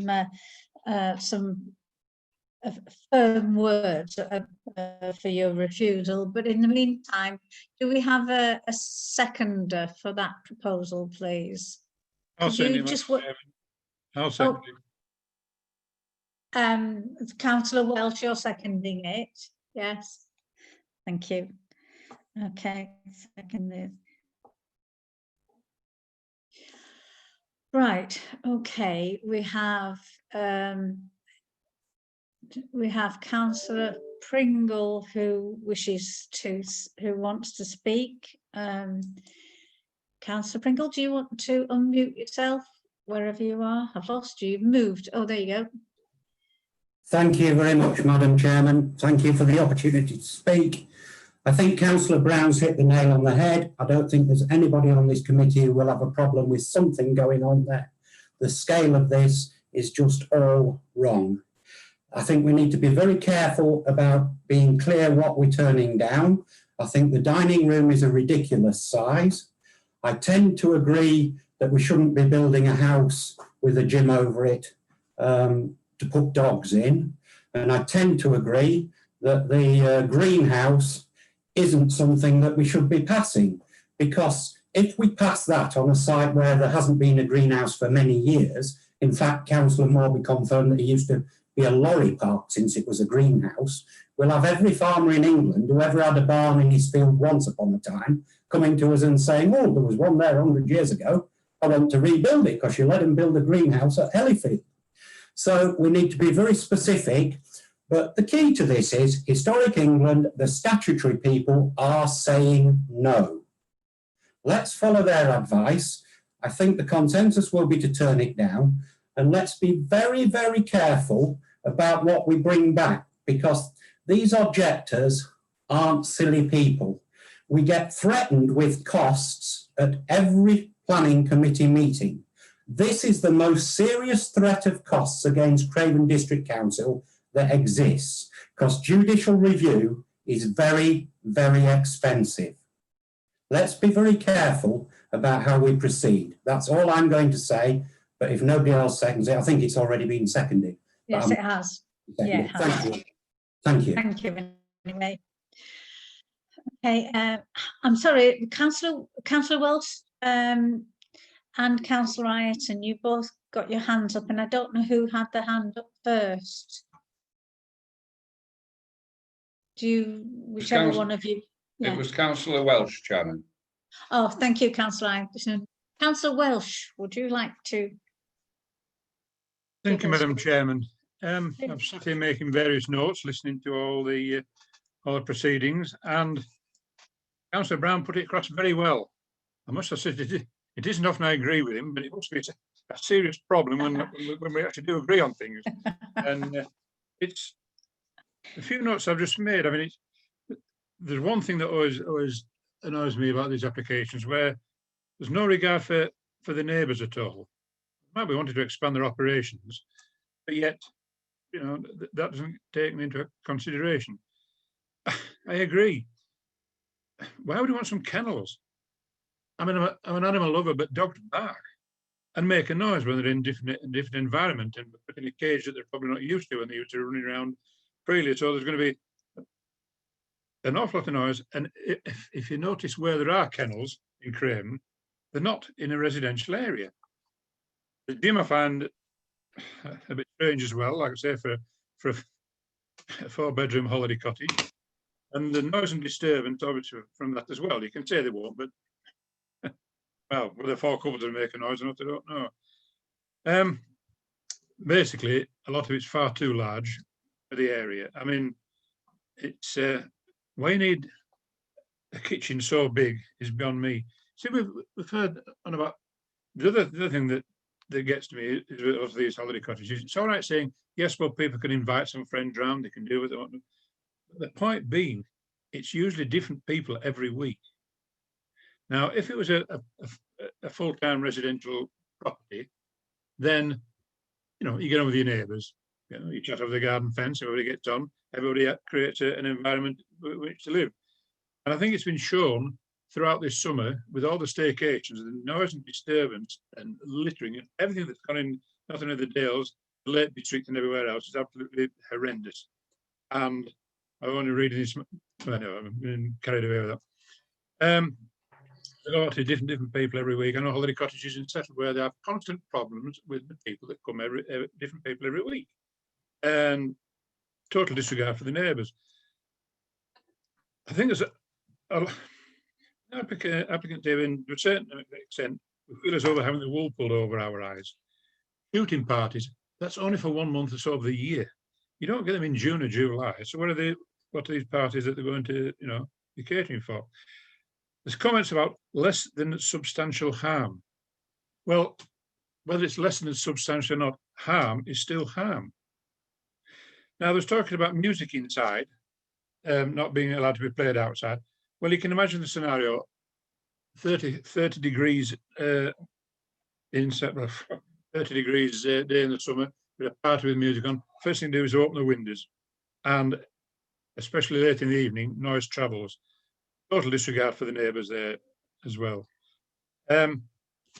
Whether Councillor Brown would agree with me or not, but I would, as he proposed it, it's certainly an overbearing and overpower effect on the listed building and scheduled monument. Whether I would agree with that is one of the reasons for refusing not, I don't know. But just adding to that, at the bottom of the list, the council is not in control of who uses it. And that's more worrying for me than anything else. You've got a 4-bedroom holiday cottage with room for 8 people. That's fine. And I know, as we've been told, we have not looked further ahead. If a planning application came in for a house anywhere else with four double bedrooms, yet the kitchen big enough to house 60 people, I'm sure the planning officers would want to know why it was so big. And there'd be a certain amount of, well, that's too big, so, go away and come back and think of something else, where I think there's been too much thought in favour of this application and not so much against it. As has been said, it's finely balanced, very finely balanced, which means it could go one way or the other. The reason I seconded it for refusal is because I agree with what Councillor Brown said.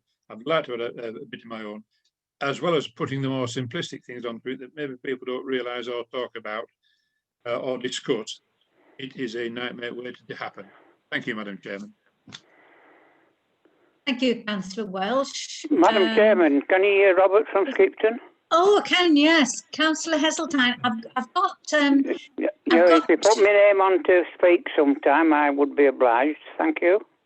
Okay, I've got Councillor Ireton to speak. If you'd like to go after Councillor Ireton, is that okay? Thank you. Councillor Ireton?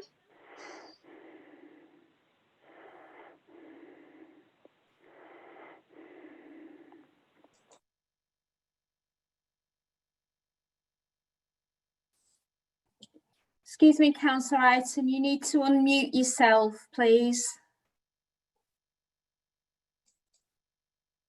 Councillor Ireton, can you unmute yourself? Okay. Right. All right. Thank you. I've been trying for the last minute, Vicky. Okay. Yeah. All right. Thank you. It seems to have a mind of its own, doesn't it?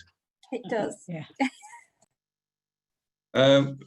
Yes, I'm supporting refusal of this application. I think it is overdevelopment for a holiday cottage for 4 people. We've heard from Mr. Watson that the footprint, if I heard him correctly, the footprint has not altered from when it was a proposal for an hotel. I have great concerns with the dog kennel. Dogs come in maybe from different families. They do tendency to bark and bark all night. We do have residents very close to this development on both sides, which I think would be unacceptable noise nuisance to them. So I can't support the dog kennel in this. And we really ought to listen to Historic England, and certainly on what they're raising objections on.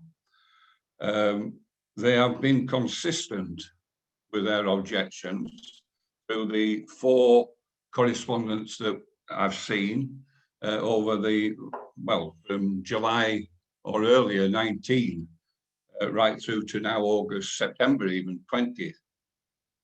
They have consistently objected to the flat roof.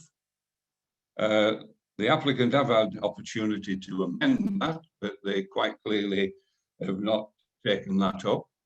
So with our own heritage chap, he seems to waive, and one time is objecting, other time is not. It seems to be inconsistent with his advice to us. But the statutory consultee Historic England have not wavered from their initial advice on the cedar roof. So I support the refusal of this application. Thank you, Chairman.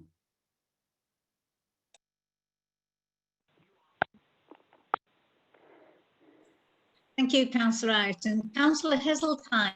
Can you hear me? Oh, yes. Right, that's all right then. I'll not keep you long. There's something about this application, members, that it just does not add up to be a sustainable use for this very sensitive site within the setting of and the impact on the listed building schedule monument. That schedule monument is of national and international importance, and the lady from the applicant should not be too surprised that objections have come from far and wide. Of course they will come from worldwide virtually. There aren't many appeals left anywhere. Can we, as members, and should we as members, ignore the Parish Council's consistent advice and views on this matter? Can we be so dismissive to allow this application, to so dismiss the feelings of the local people? Should we not take into full cognizance what the neighbour, is it Stuart Wetherill, said with his well-researched reasons for refusal? And finally, we know Chris Morby well enough to be absolutely straight down the line, as honest as the day is long, and Chris's passionate submission based securely in democratic common sense and local knowledge. The application that's in front of us needs to be refused on scale and form. Put other reasons in that you think appropriate, but this is not the application for this site. Thank you, ma'am. Thank you very much, Councillor Heseltine. I'm just going to mute you. So I have Councillor Rose has her hand up. Councillor Rose, would you like to unmute yourself, please?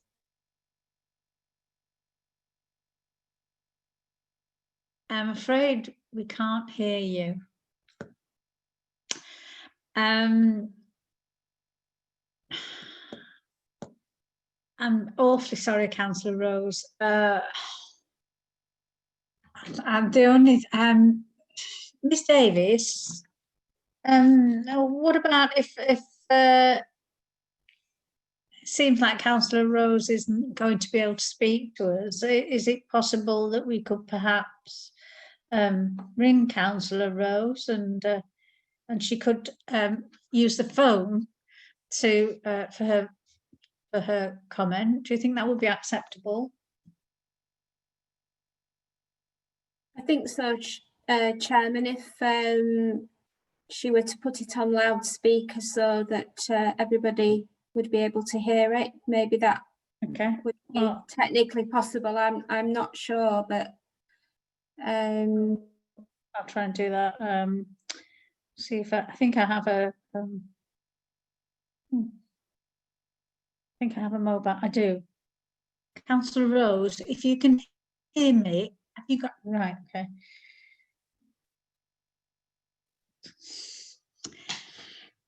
Special technology here. We will not be defeated by technology.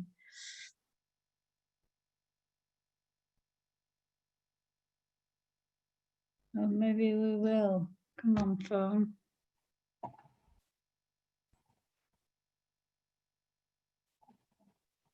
It's not ringing.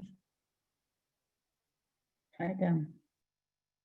If Councillor Rose rings the number that Councillor Heseltine rings, we can hear her perfectly. I don't know. You can join by phone, can't you, Chairman? Yeah, she can. I don't know if she can be on phone, and can she, Ms Davis, can she be on phone? For some reason, Quite clearly heard the debate, hasn't she?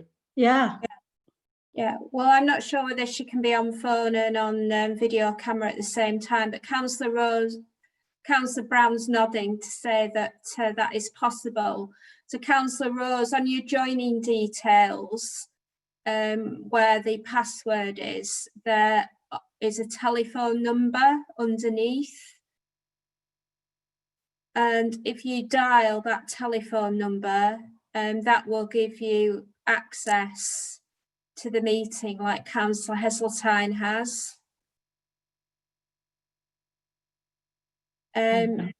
I will email you the joining details again. Just bear with me. I'll just do it now, and then you'll be able to pick the telephone number up.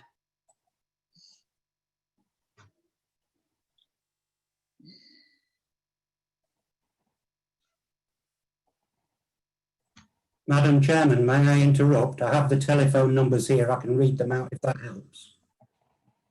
Okay, I'm sure that will be appreciated. Thank you, Councillor Pringle. There are about 5. I don't know why. They all say they're for the United Kingdom. But if you've got a pen, Councillor Rose, it's +44 203 051 2874.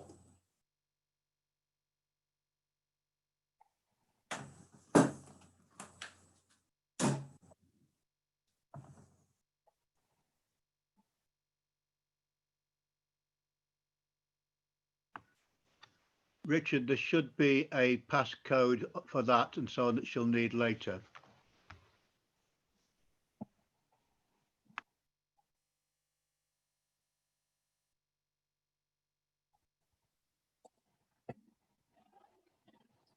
Right, Councillor Rose, I'm just going to send it to you now, and Councillor Brown is correct. There is a meeting ID that you will need to put in when you've dialed, along with a passcode. So I'll just send that to you now, Councillor.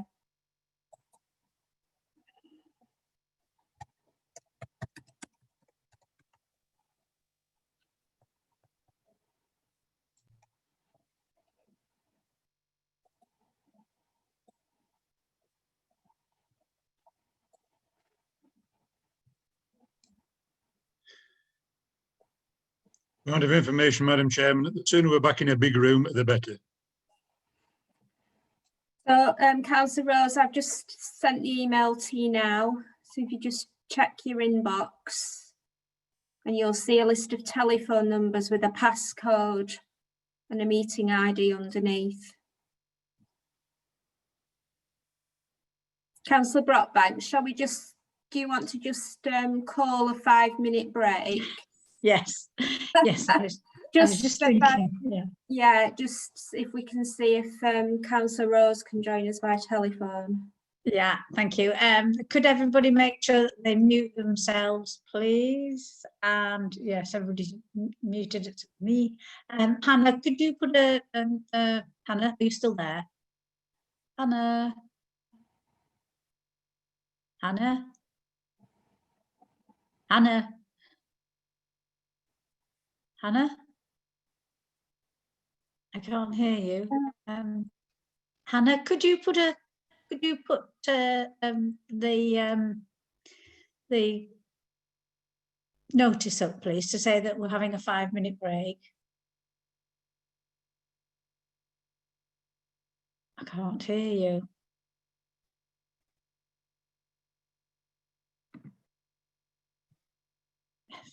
A great success, this technology, isn't it? Oh, there we go. You see, it's working now. That's it.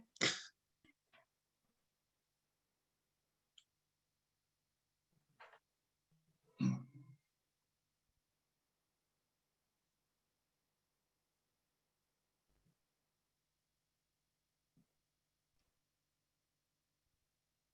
great success, this technology, isn't it?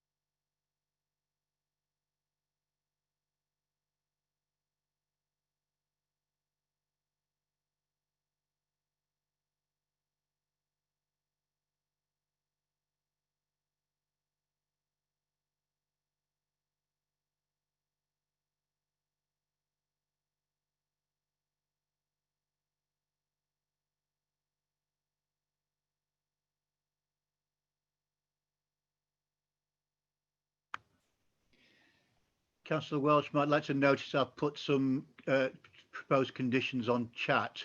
They might.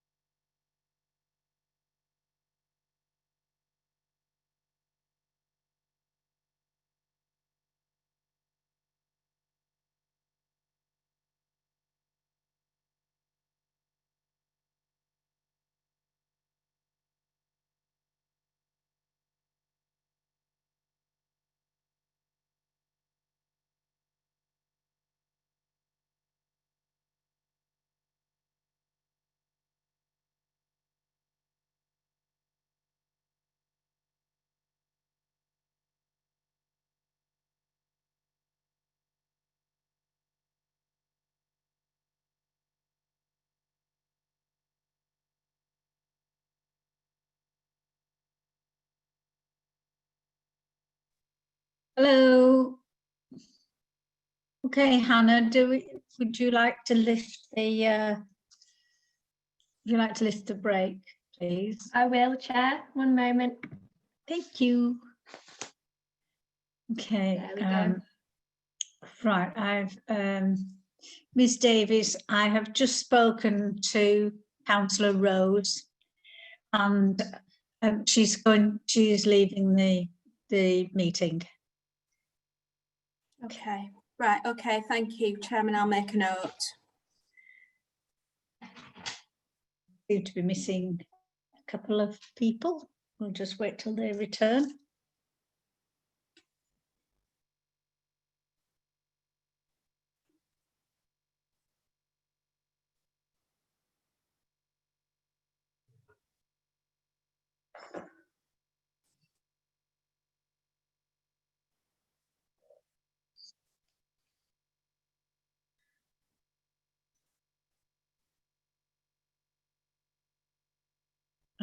Just waiting for Councillor Welsh now. Councillor Welsh, are you in the vicinity?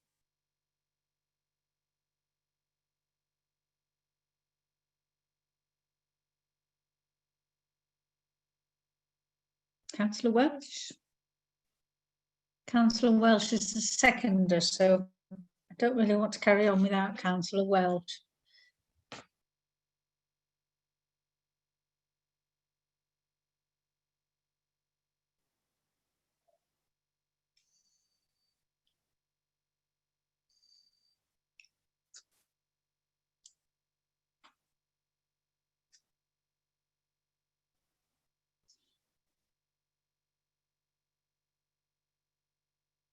Here he is. Okay. Ready to reconvene? Everyone's here. We have Councillor Brown has his hand up. Councillor Brown, where are you? I've lost you. Oh, there you go. Councillor Brown, would you like to In the absence of anybody else wanting to speak, my suggested wording for ejection I've put on Zoom chat. Would you like me to read it through slowly? Yeah, okay. So yes, please. And then suggested wording is harm to a complex of buildings that includes a scheduled monument exceeds any gain because the development is of excessive scale for the situation. ENV 2 Part B of the local plan is breached by a development of this scale, and the harm cannot be managed by the imposition of additional conditions. Does that look right to you, Councillor Welsh, in particular, seconder?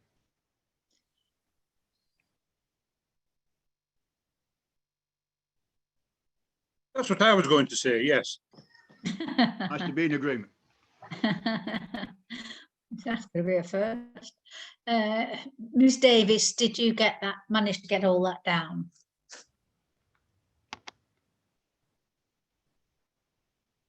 Yes, Chairman, I have got it down. Yes, thank you.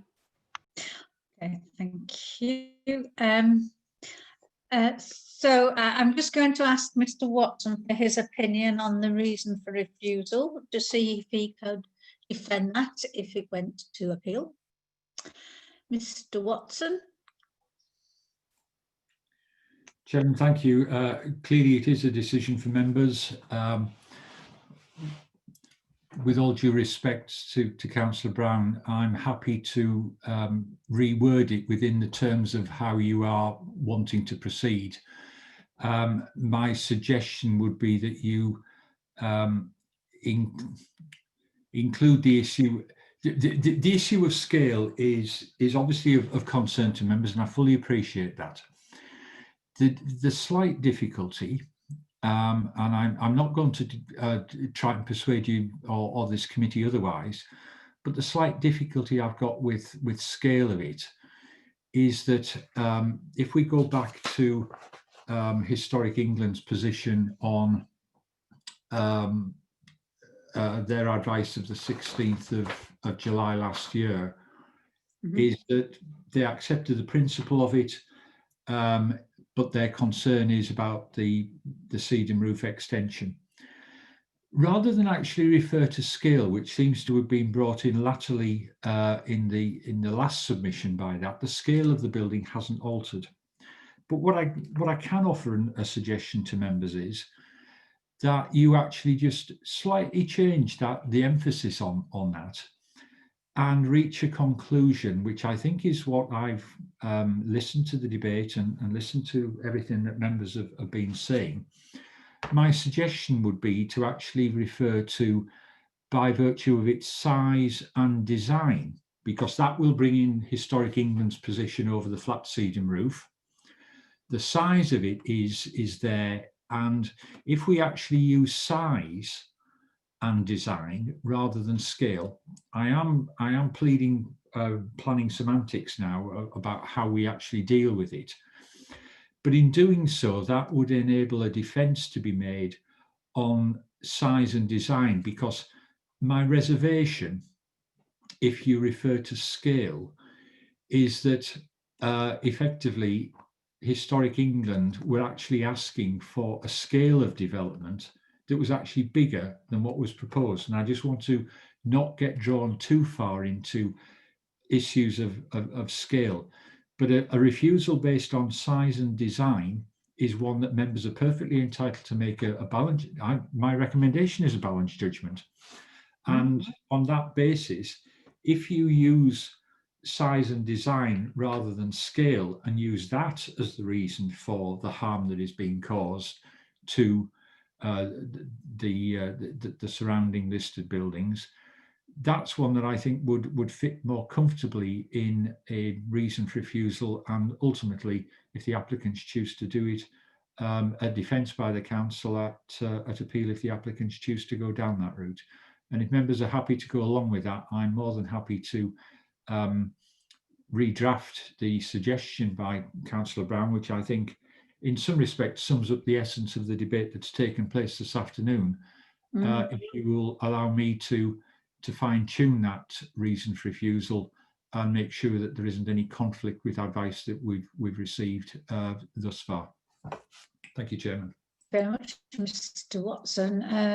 Councillor Brown, are you happy with that? I'd like, in the light of that advice, to delete the words "because the development," to keep going "because the development is of," and then delete "excessive scale" and insert instead "inappropriate size and design." So instead of "excessive scale," I'm saying "inappropriate size and design, if Councillor Welsh as a seconder is comfortable with that as well. Councillor Welch, are you happy with that? That's fine by me, Madam Chairman. Thank you very much. Yep. Thank you. Mr. Watson? Chairman, I can go along with that. That's essentially the point that I was trying to make, and I'm happy with that as a package, and I can appropriately deal with that as a reason for refusal. Okay, thank you. Councillor Brown, you've got your hand up. Are you wishing to speak or? Okay, right, thank you. Right, so we've had a proposal for refusal by Councillor Brown. It's been seconded by Councillor Welch. I'm going to ask Ms Davis if she would take us through the voting process, please. Ms Davis. Chair, just before we go to the vote on this, sorry, Yes. just before we go to the vote, can I just clarify that this is the vote for the planning application? There will then need to be a subsequent vote for the listed building consent as well. Thank you. Thank you for that reminder. Thank you. Yes, so we need to vote twice. So we'll take the first vote will be for 2019 stroke 20611 stroke full application for the granary. So if you could take us through that, Ms Davies, please. Thank you, Chairman. So it's been proposed and seconded that the application is refused. And if I'll just speak and say what Councillor Brown has put in his reason for refusal, which is harm to a complex of buildings that includes a scheduled monument that exceeds any gain because the development is of an inappropriate size and design for the site. ENV2 Part B of the local plan is breached by a development of this scale. Now, do you want to put in, instead of this scale, do you want to put in inappropriate size and design again, or just leave it as it is? And then it would be, and the harm cannot be managed by the imposition of additional conditions. I'd leave it as it is. Just leave it as it is. Okay, that's what members are voting for then. So if I could just call your name out, please, and if you could just say whether you're voting for, you're against, or you're abstaining, please. Chairman, Councillor Brockbank. I am voting for refusal. Okay. Councillor Brown. For refusal. Councillor Heseltine. For refusal. Councillor Liss. For refusal. Councillor Place. For refusal. Councillor Pringle. For refusal.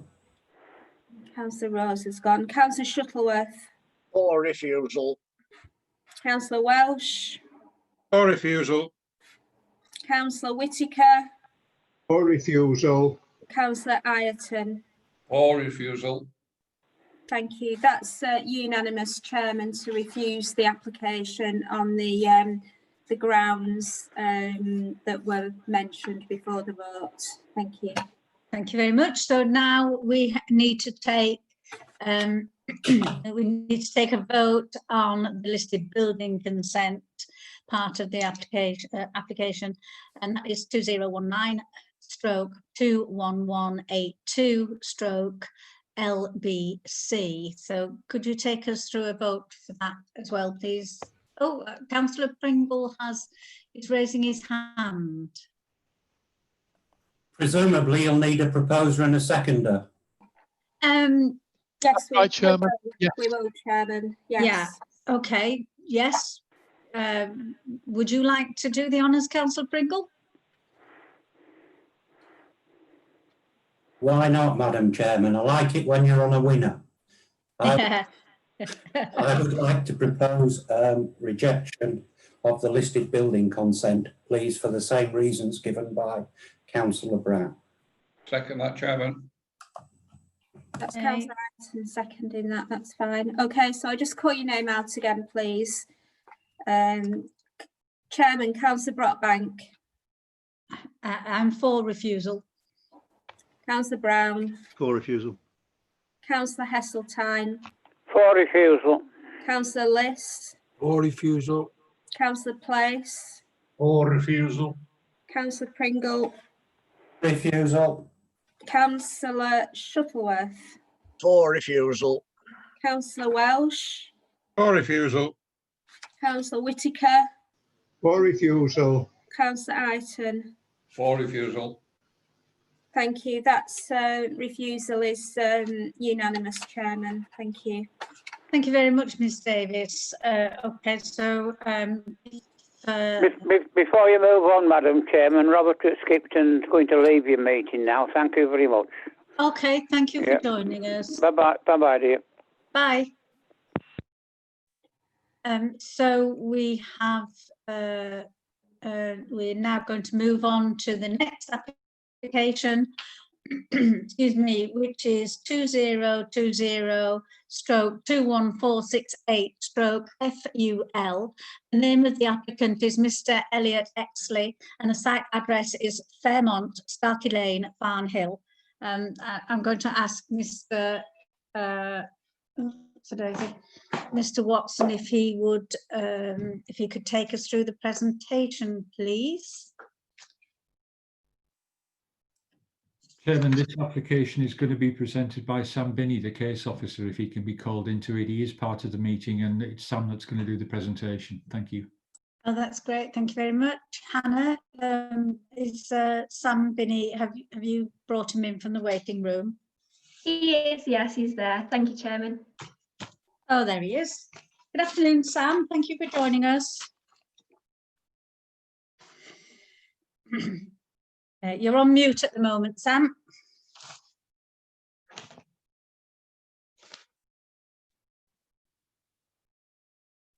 Can you hear me now? Yes, that's fine. Thank you. Excellent. Well, I'll just get the presentation up and share screen. Won't be a second. Okay. It says that the host has disabled participant screen sharing. Hannah, Oh, really? Hannah, you'll need to make Sam Binney co-host. Are you Yeah. able to do that? And then he can share the screen.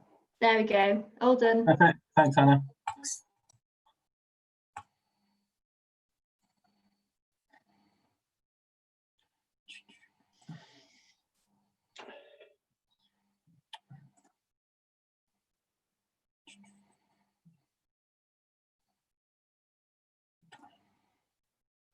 There it is.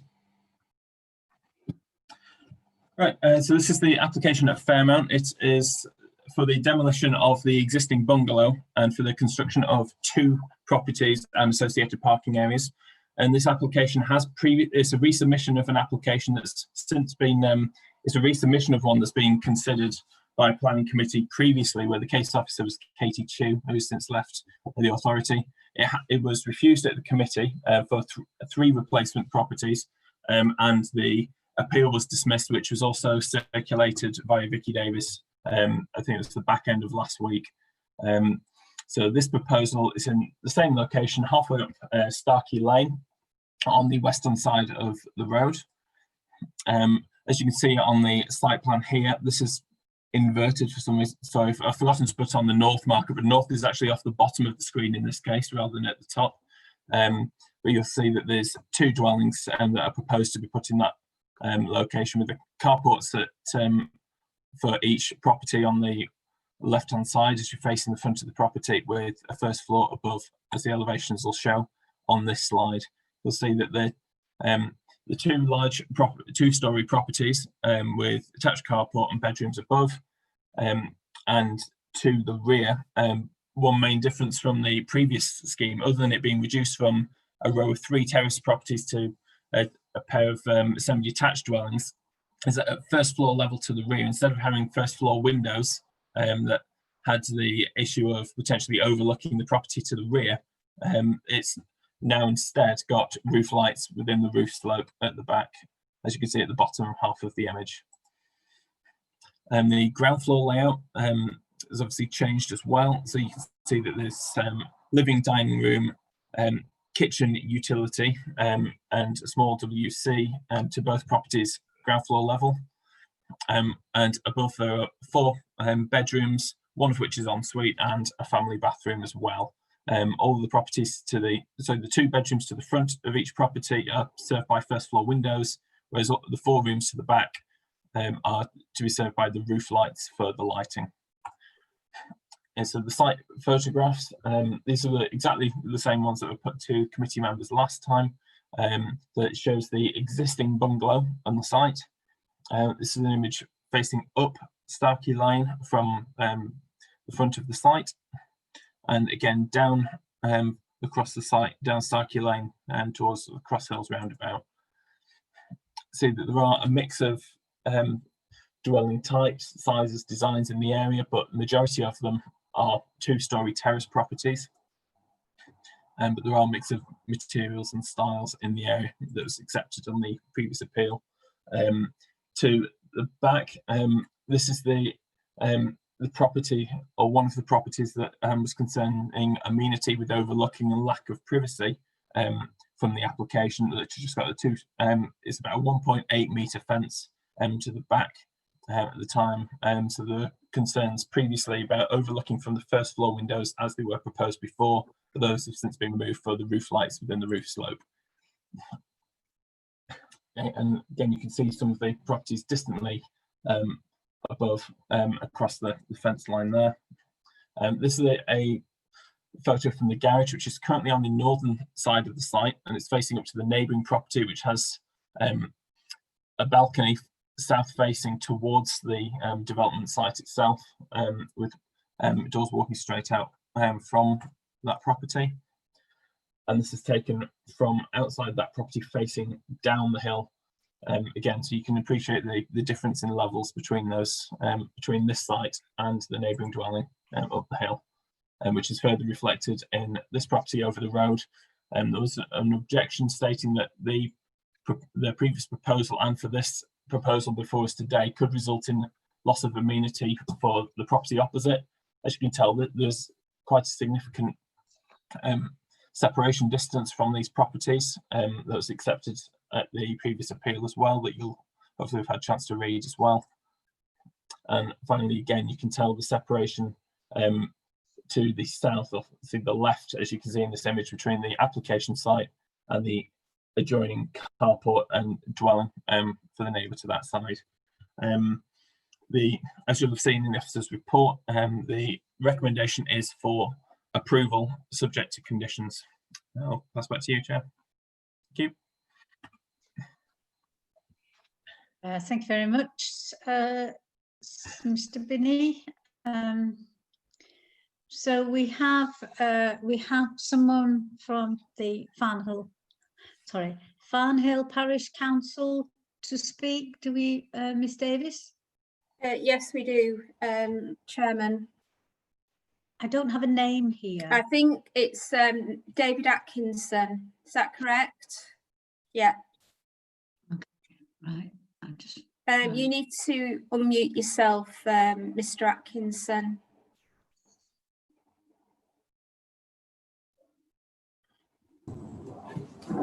Can you hear me now? Yes.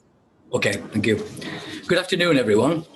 I'm responding on behalf of the Parish Council, and it's the considered opinion of the Farnhill Parish Council that the latest proposals for this important site constitute gross overdevelopment, fail to preserve or enhance the conservation area, will inevitably cause demonstrable harm to the conservation area, and will adversely affect the surrounding houses.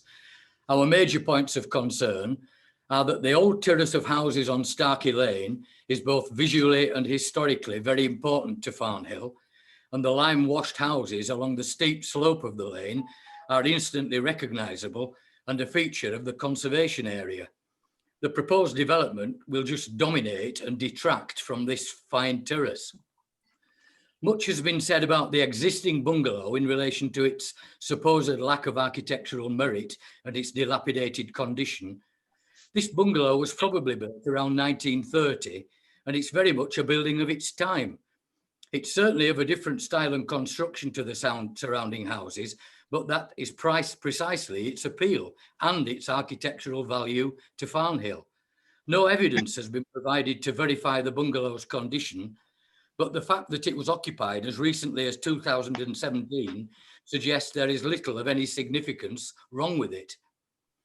The submitted drawings, which are described as indicative only by the agent, are lacking in meaningful dimensions, but it does appear that the footprint of the houses and the ridge heights are roughly the same as for the previously refused scheme. This was rejected for overdevelopment of the site, as well as for other matters, so there's no logical reason why that reason for refusal should not apply to this scheme. The elevations show a profusion of glazing on the Starkey Lane side and a mass of roof lights on the rear, neither of which is a feature of housing in Farnhill, and will certainly not be complementary to the existing houses, especially the old terrace. In this village, there are no terraced houses with attached garages with rooms above. The two proposed houses are much closer to Starkey Lane than on the previous scheme, which, according to the site plan, results in the principal elevations of the two houses and Fallsmoor House being 15 metres apart. There is a widely accepted minimum distance between new dwellings of 20 to 21 metres, some 5 or 6 metres greater than the proposed spacing. The outcome will be a significant loss of privacy to Fallsmoor House. 33 Starkey Lane, the top house of the old terrace, will be presented with a featureless stone gable some 6 metres by 8 metres within 1 metre of the boundary wall to the rear patio, which can be nothing but detrimental to the occupants. With the previous scheme, 12 Mary Street would have suffered an unacceptable loss of privacy, and it's not clear from the latest dimensionless drawings how this will be alleviated other than by very substantial and intrusive timber fencing. The car parking provision for the two houses is a concern, especially where there is a parking bay immediately in front of the garage. It's difficult to see it operating without vehicles parking or attempting to park on Starkey Lane. Farnhill has already a major problem with lack of sufficient parking spaces for residents' vehicles on the narrow streets, and this has led to ill feelings, dispute, and the ability of service vehicles to access houses. It is inevitable that the redevelopment of this site, as proposed, will exacerbate the situation to the detriment of the village. There will be considerable difficulties and safety issues involved with driving onto and reversing off the parking areas onto the very narrow 4 metres wide Starkey Lane. The required turning radius for a medium-sized vehicle is about 6 metres, which clearly illustrates the problem. It's extremely worrying that North Yorkshire Highways didn't pick up on this request and request a wheel tracking drawing to establish if vehicles could successfully manoeuvre on and off the parking areas. This application, which grossly overdevelops this important site and fails to preserve or enhance the character and appearance of the village and the conservation area, must be refused. I would also like to wish to point out to the committee that the heritage statement in this application contains several errors, not least of which is the description of the development. Ladies and gentlemen, thank you very much.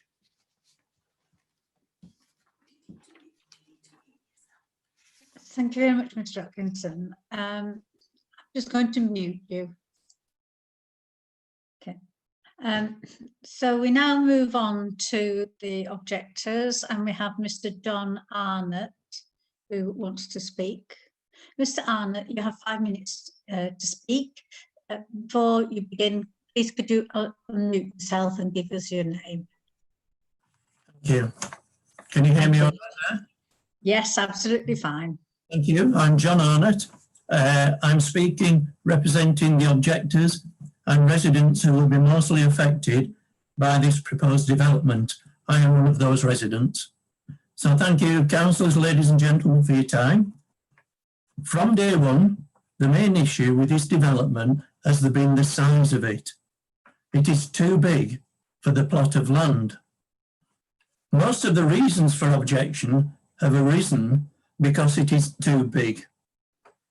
Issues of privacy and intrusiveness are because it is too big. Likewise, the traffic and parking issues are all due to it being too big. More residents, more cars, more traffic problems. The proposal is overbearing and intimidating. It is far too high because it is too big for the plot. There is destruction of beautiful views. Again, because of its size, it is too big.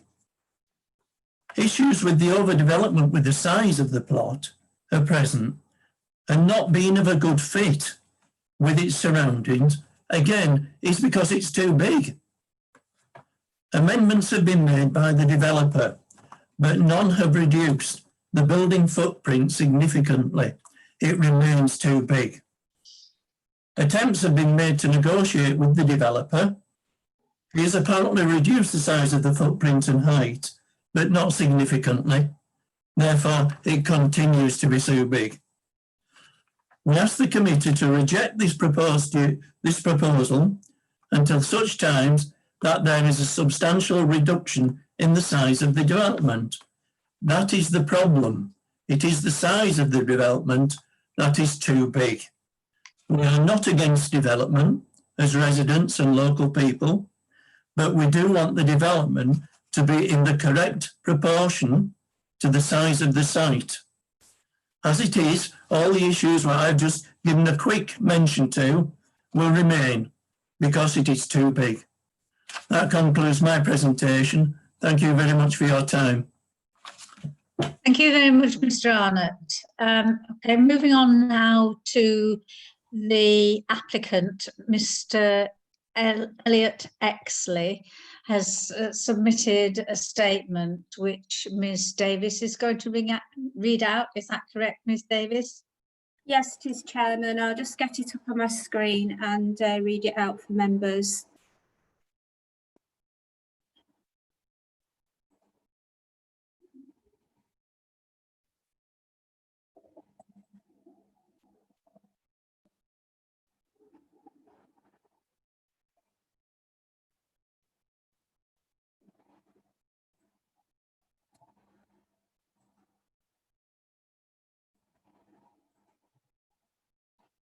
Okay, this is on behalf of Mr. Elliot Exley. I wish to express gratitude to the Planning Department for dealing with this application during the current turbulent times. Mr. Binney's report, as one would expect to the Planning Committee, explains the position in a balanced and even-handed manner. Mr. Binney's report to you identifies the changes which I have made to address all the comments raised in respect of my application. As you will have noted, the Planning Department recommends that the committee approves the application subject to the various conditions as set out in the report. I am more than happy to comply with all of those conditions and any other conditions which the committee reasonably considers necessary to enable this modest brownfield project to shortly start. It should go without saying, but I want to be absolutely clear that I will be sensitive and respectful to my neighbours when undertaking the work, assuming the consent is given. Having listened to the residents' views, the council's previous comments and the inspector's detailed report, I have amended the application accordingly to satisfy people's wishes and opinions. In the circumstances and in light of the Planning Department's recommendation, I should be very much obliged if the committee would approve this revised application. Yours sincerely, Elliot Exley. And that concludes the statement, Chairman. Thank you very much, Ms. Davis. Okay, moving on now to Ward Councillor. We have two Ward Councillors in this ward. We have Councillor Brown and Councillor Mulligan. I believe that Councillor Mulligan has submitted a statement this morning to Ms. Davis for her to read out. Councillor Brown, Councillor Brown, are you happy that that's read out before you take, okay. Right, Ms Davis, would you like to read Councillor Mulligan's statement to us, please? Yes, Chairman, I will.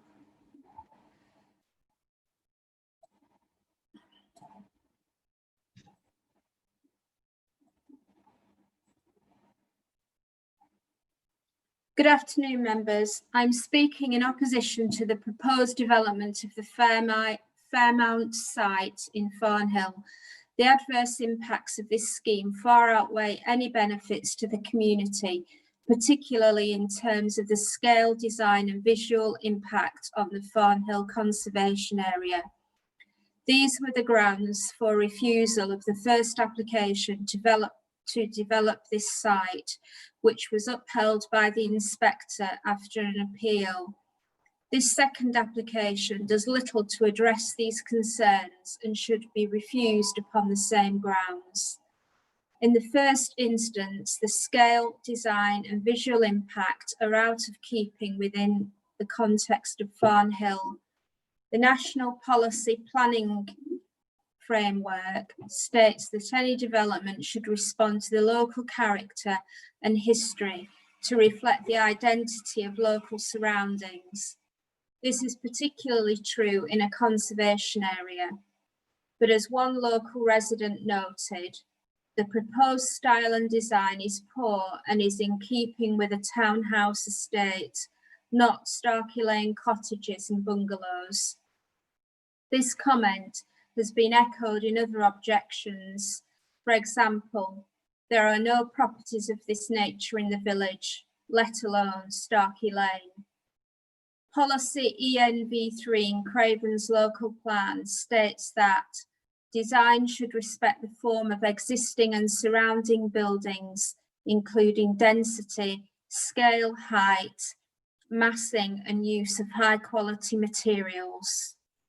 The policy also states that development should be legible and create a sense of place by maintaining, enhancing and creating good townscapes.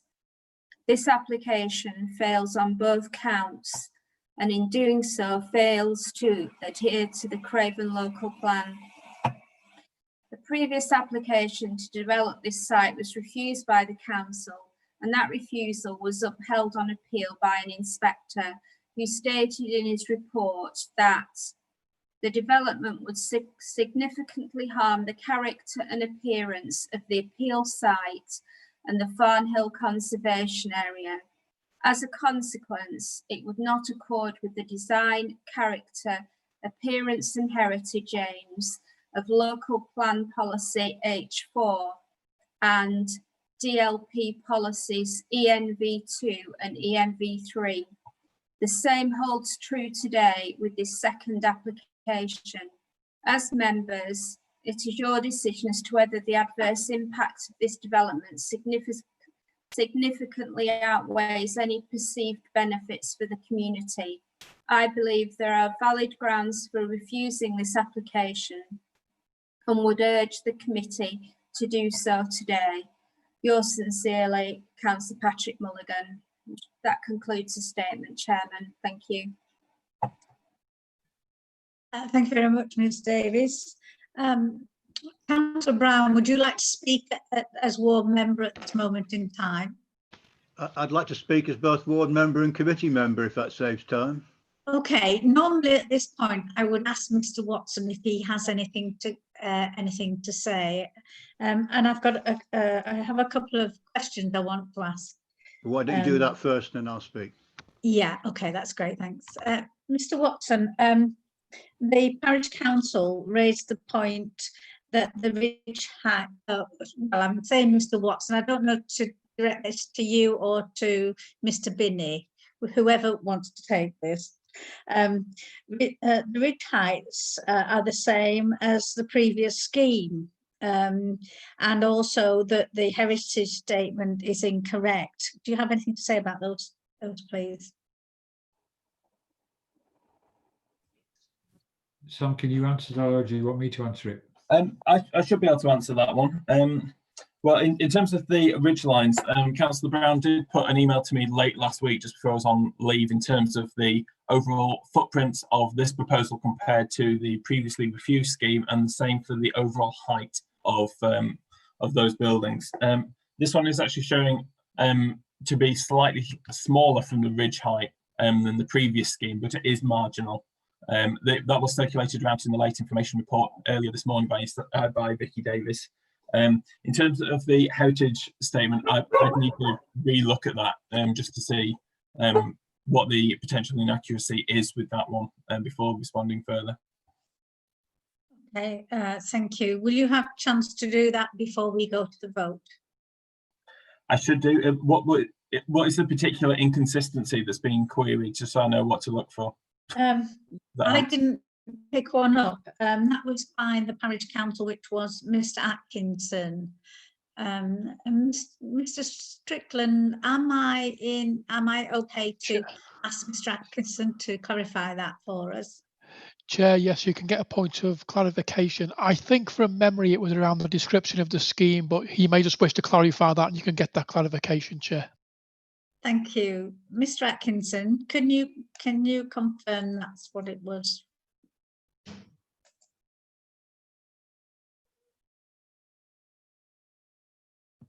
Can you hear me? Yes.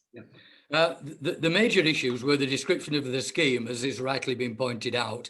It specifies on the heritage statement it's 3 houses in all in a set of terraces, and the description of the locality in terms of listed buildings. That information is inaccurate. Mr. Binney or whoever's written the statement has said that the only listed building, or the only listed buildings, are the Canal Wharf and the Culvert and the Mullions, but there are in fact 3 other listed buildings which are included within the statement, but included as unlisted. So it is an area of significant heritage, greater than the writer of the heritage statement would give us credence of. Thank you very much. Mr. Binney, do you want to answer that now? Oh, who's that? Sorry, that was me. I was sorry, talking at the same time as you. I was just going to respond to your previous question in terms of, can I get a response before you go to the vote? Yes, I will. I'll mute myself and go through the heritage statement just to check on those inaccuracies and report back, if that's all right. Thank you. Yes, thank you. Okay. Is there anything that you want to add, Mr. Watson, at this point, before Councillor Brown speaks? I've got nothing to add at this stage. I'm sure Mr. Binney will be able to clarify matters if there are any factual inaccuracies. Obviously, we are not the authors as officers of that heritage statement. And I don't think that it's actually germane to the debate in this particular issue. Because obviously what we put in front of you is a balanced judgment, and I'll leave it for members to have the debate and comment if necessary at the end. But you will see, obviously, it is a balanced judgment. I don't think the issues that have been raised are germane to the decision. Clearly, the plans that you have in front of you show 2 properties rather than 3.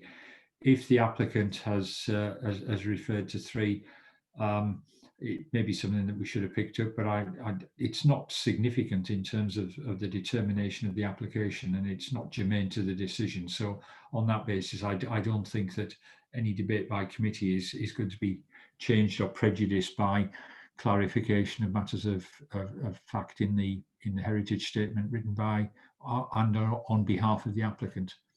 Thank you very much. I have nothing further to add, Chairman. Thank you. Councillor Brown, would you like to make your statement, please? Well, in my view, there's actually quite a lot of similarities between this one and the last one we looked at. I mean, I actually think putting new development on this site eventually makes sense. It's a question of putting the right development on this site. And it's also a case of where I disagree strongly with the politics of Mr. Mulligan, Patrick Mulligan, my fellow councillor, but we utterly agree about the impact of this one in the final area. So that's the similarity as well with the previous one. I want to first just draw your attention to the late information that came in, and apologies to Sam that it reached him when he was on holiday, but I sent an email towards the front end of last week asking about size, and he very helpfully got back this morning. And the details are worth people just writing down and being clear about. The difference in height between the previous application and this one, the fresh application is 7.65 metres high. The previous application was 7.7, so it's 0.05 of a metre smaller, which is unnoticeable in my view. The previous application was 165 square metres, 165. This application is 180 metres, so it's 15 square metres bigger. Now, committee members who were with us at the time will remember going to Starkey Lane, standing on one of the steepest hills in the country that's got residential on it, and looking at the impact of the old design. And we came to the conclusion that it was overbearing and overdevelopment for the site. It's a strange committee that decides that 165 square metres is overbearing and decides that 180 square metres isn't. So for consistency reasons, I think we need to think about quite hard about this. We were told when we made that rejection last time round, we were given the warnings that we'd encounter costs and we'd lose an appeal. It won on appeal, and the appeal was rejected. And the appeal upheld our decision on a number of grounds. Firstly, it acknowledged a key heritage view from the top of the road, and it was important that whatever is put here protected that. And it said one of the things that made it that heritage view protected was the existence of two large monkey puzzle trees, which protected the view and protected the heritage asset. They go on this new development. So one of the key features that the appeal decision rested on heritage actually is harmed rather than helped by this application. The appeal acknowledged overlooking of number 12, which is east slightly by this. It's only now 8 metres to direct overlooking overlooking onto their conservatory. And it was very concerned to protect the line established by the terrace below, which, to be fair, this development does now respect. But instead of reducing the overall impact by putting it larger, it increases the overall impact. Nobody expects a developer to lose at appeal and then come back with a larger development and win. It's a strange world if that happens and we allow that. So to me, the principle of development is fine, but the heritage impact, the scale of development and the balance of gains and losses isn't. There was still, after all the time and a number of times people have written in, there were still 45 objections to this current application. And some people have objected 3 or 4 times to different applications coming in. The 10 supporters, interestingly, 2 had addresses in Ilkley, 2 had addresses in Addingham, and there were other addresses in places like Menston. So the support, the objections were well outweigh. The net gain of this development now is only one property, because we lose 1 dwelling and gain 2 dwellings. So there's not a major gain in terms of number of houses. In terms of the local need, the last data that was supplied to us, and I am concerned that we're still operating off slightly historical data, but the last data this committee received told us that the local need was for 17 properties to 2032, and that 16 permissions already existed in Farnhill and Kilwick. And I believe I'm right in saying at least 10 of those are already in the process of construction. So to say that there's a deficit on buildings is not true. You know, we're fine on the supply over the 2032 period. And to say that this gives us a major increase in supply is not particularly true. 1 property goes, 2 properties come in. The loss is still the heritage impact viewed from the top of the road, which is no longer screened by the monkey puzzles trees. The overdevelopment of a footprint which is even larger than one we rejected. And instead of 3 relatively modest properties, we've got two larger properties, and instead of overlooking, primarily concern being to the rear where there's now an 8-metre gap, but it's still bad, but not as bad. There's now concerns overlooking at the front. The people at the front effectively get I think it's in paragraph 9.38, 12 new sets of windows overlooking on them. So that's in the report in paragraph 9.38, 12 new sets of windows and the front door. So as you come out the front door, you're staring directly into the properties across the road from a close distance, maximum distance 15 metres, I think. So to me, the balance of gain and loss, the gain is one dwelling, the loss is on design and heritage fronts and on overlooking. And I'm going to propose rejection, and I'm going to propose the grounds for rejection are design, ENV 3A, design should respond to the context. And I'm not convinced this does now the monkey tools trees go. ENV 3E, development should protect the immunity of existing residents. I think it's still overbearing on existing relatives. And heritage, ENV 2A, distinctive character and sense of place is interfered with by them. And I'll keep coming back to that killer fact to me, that the size doesn't go down, it goes up. And we rejected it on a smaller footprint. Why would we accept it on a larger footprint? So I'm proposing rejection.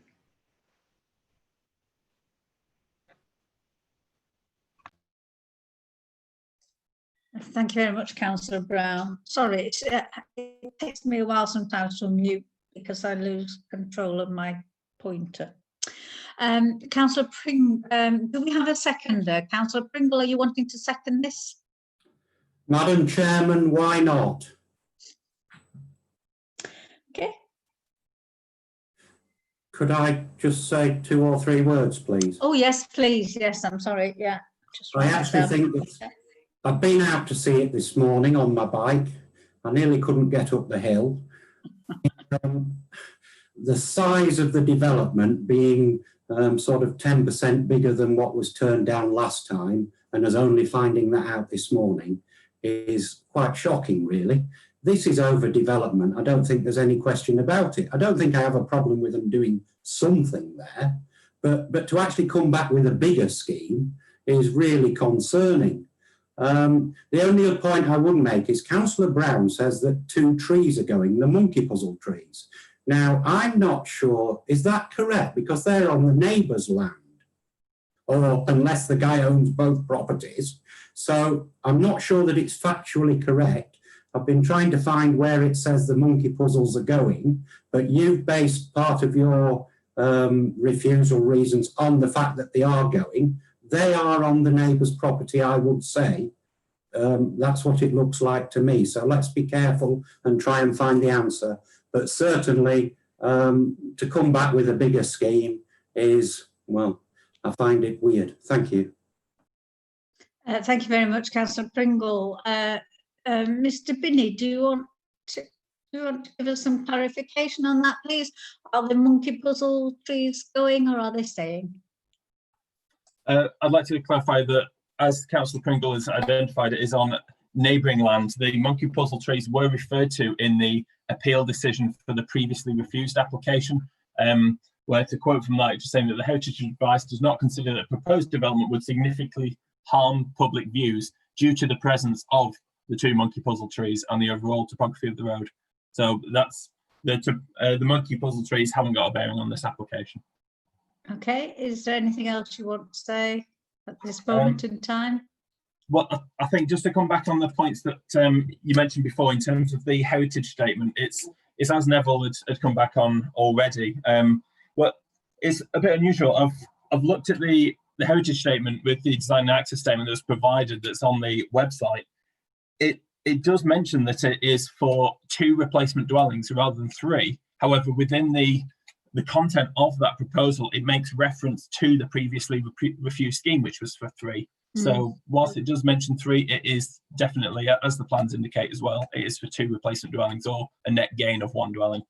In terms of the listed buildings, that I accept that is an inaccuracy within the heritage statement that should have been picked up by ourselves. However, we did consult John Hinchliffe on this application, and within that consultee response, it does correctly identify all of the listed buildings, including 15, 17 and 19 Newby Road and Stonegate Cottage that we refer to as unlisted within the applicant's supporting heritage statement. So is it fair to say that the combined effect on the listed buildings has been taken into account because you were aware of additional listed buildings? Would that be fair comment?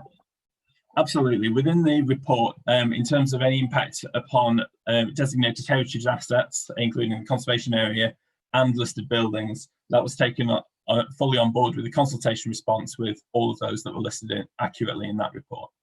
Thank you very much, Mr. Binney. Okay, so Councillor Brown, you have your hand up. You have spoken before, but no one else has their hand up. Just, Chair, to admit that my knowledge of monkey puzzle trees clearly lacks something, but I don't think my knowledge of scale of development and impact on neighbours does. Well said. Mr. Hinchcliffe has got his hand up. Let me just refer to, I just want to refer to Mr. Watson. Where is he? Where's Mr. Watson gone? Oh, there he is. Sorry. Mr. Watson, Mr. Hinchcliffe has his hand up. Where do we stand on this? Chairman, the position quite simply is that Mr. Hinchcliffe is effectively an officer of the council, and if there is any need for a response to clarify things, I think it would be perfectly appropriate for him to do so. Okay, thank you, Mr. Hinchcliffe. Okay, thank you, Madam Chairman. Just for a point of clarification, is that the appeal decision letter is a material consideration in the planning process, and there's been quite a lot of discussion about the proposed development being too big. In fact, repeated comments to that state. But I think we should be clear that the appeal decision letter clearly states that the previous development was not too big. It does talk about harm to the character of the appearance and character of the conservation area, but that was solely due to the kind of complete covering of the frontage of those proposed 3 dwellings with hard surfacing and the loss of the stone wall. So the current scheme is supported by myself in my kind of heritage assessment on the basis that there will be a stone wall on the front and the whole of the frontage will not be covered by a sea of parking and hard surfacing. Thank you for that. Okay, so Councillor Brown, you've got your hand up.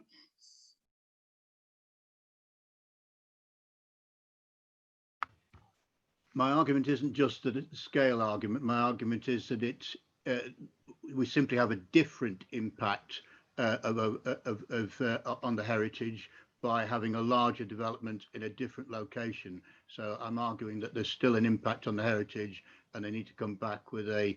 I think respecting the line of the road is the right thing, but they need to look hard at the scale of it in order to avoid having the impact on the village. Okay, thank you very much, Mr. Councillor Brown.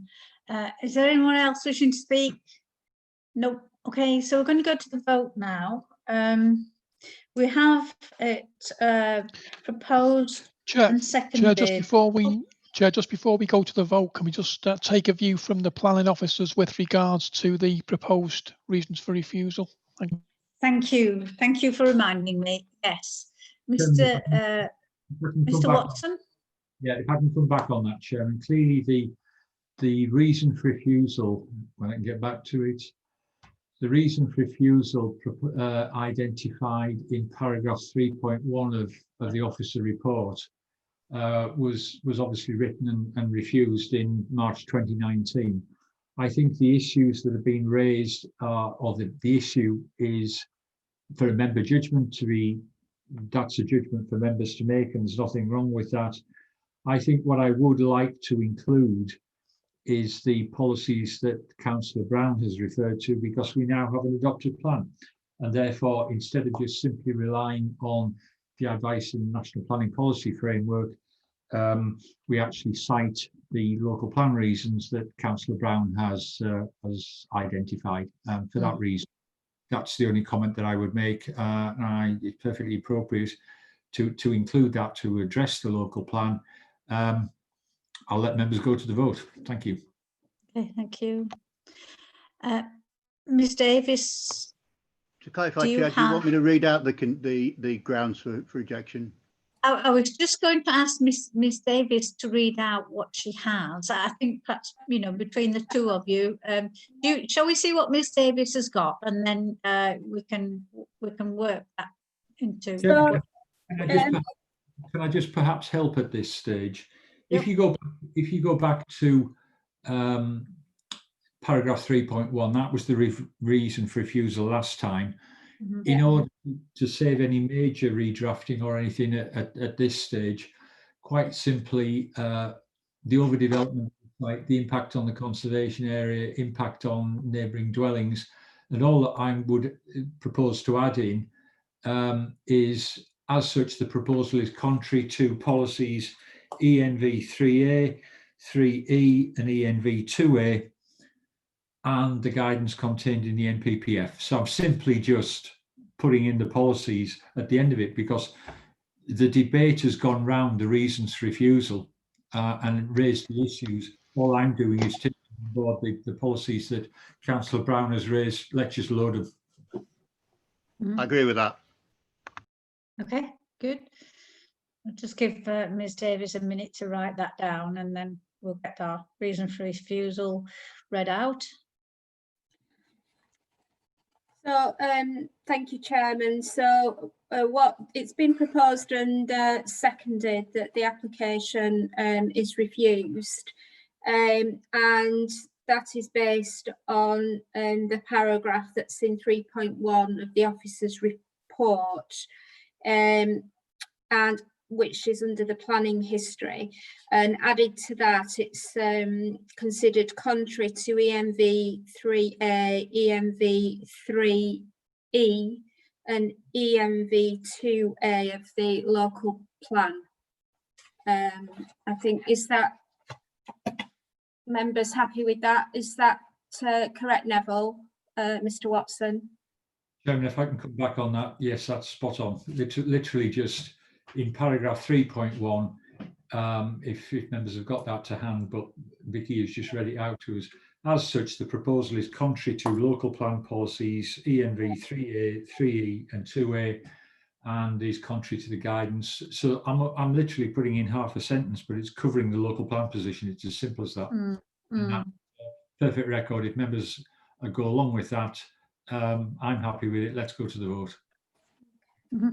Okay. Okay, thank you, Mr. Watson. Ms Davis? Yes, okay. So I will just read out your name, if I may, and then if you could just tell me whether you're voting for refusal with those grounds that have been outlined to you, or against or abstaining. So I'll start with you, Chairman. Councillor Brockbank. I'm for refusal. Okay. Councillor Brown. For refusal. Councillor Heseltine has left. Councillor Liss. For refusal. Councillor Place. For refusal. Councillor Pringle. For refusal. Councillor Shuttleworth. For refusal. Councillor Welsh. Councillor Welsh. Has Councillor Welsh left the meeting? Yeah. Oh, he's gone. He didn't say. Right, okay. Councillor Whitaker. For refusal. And Councillor Ireton.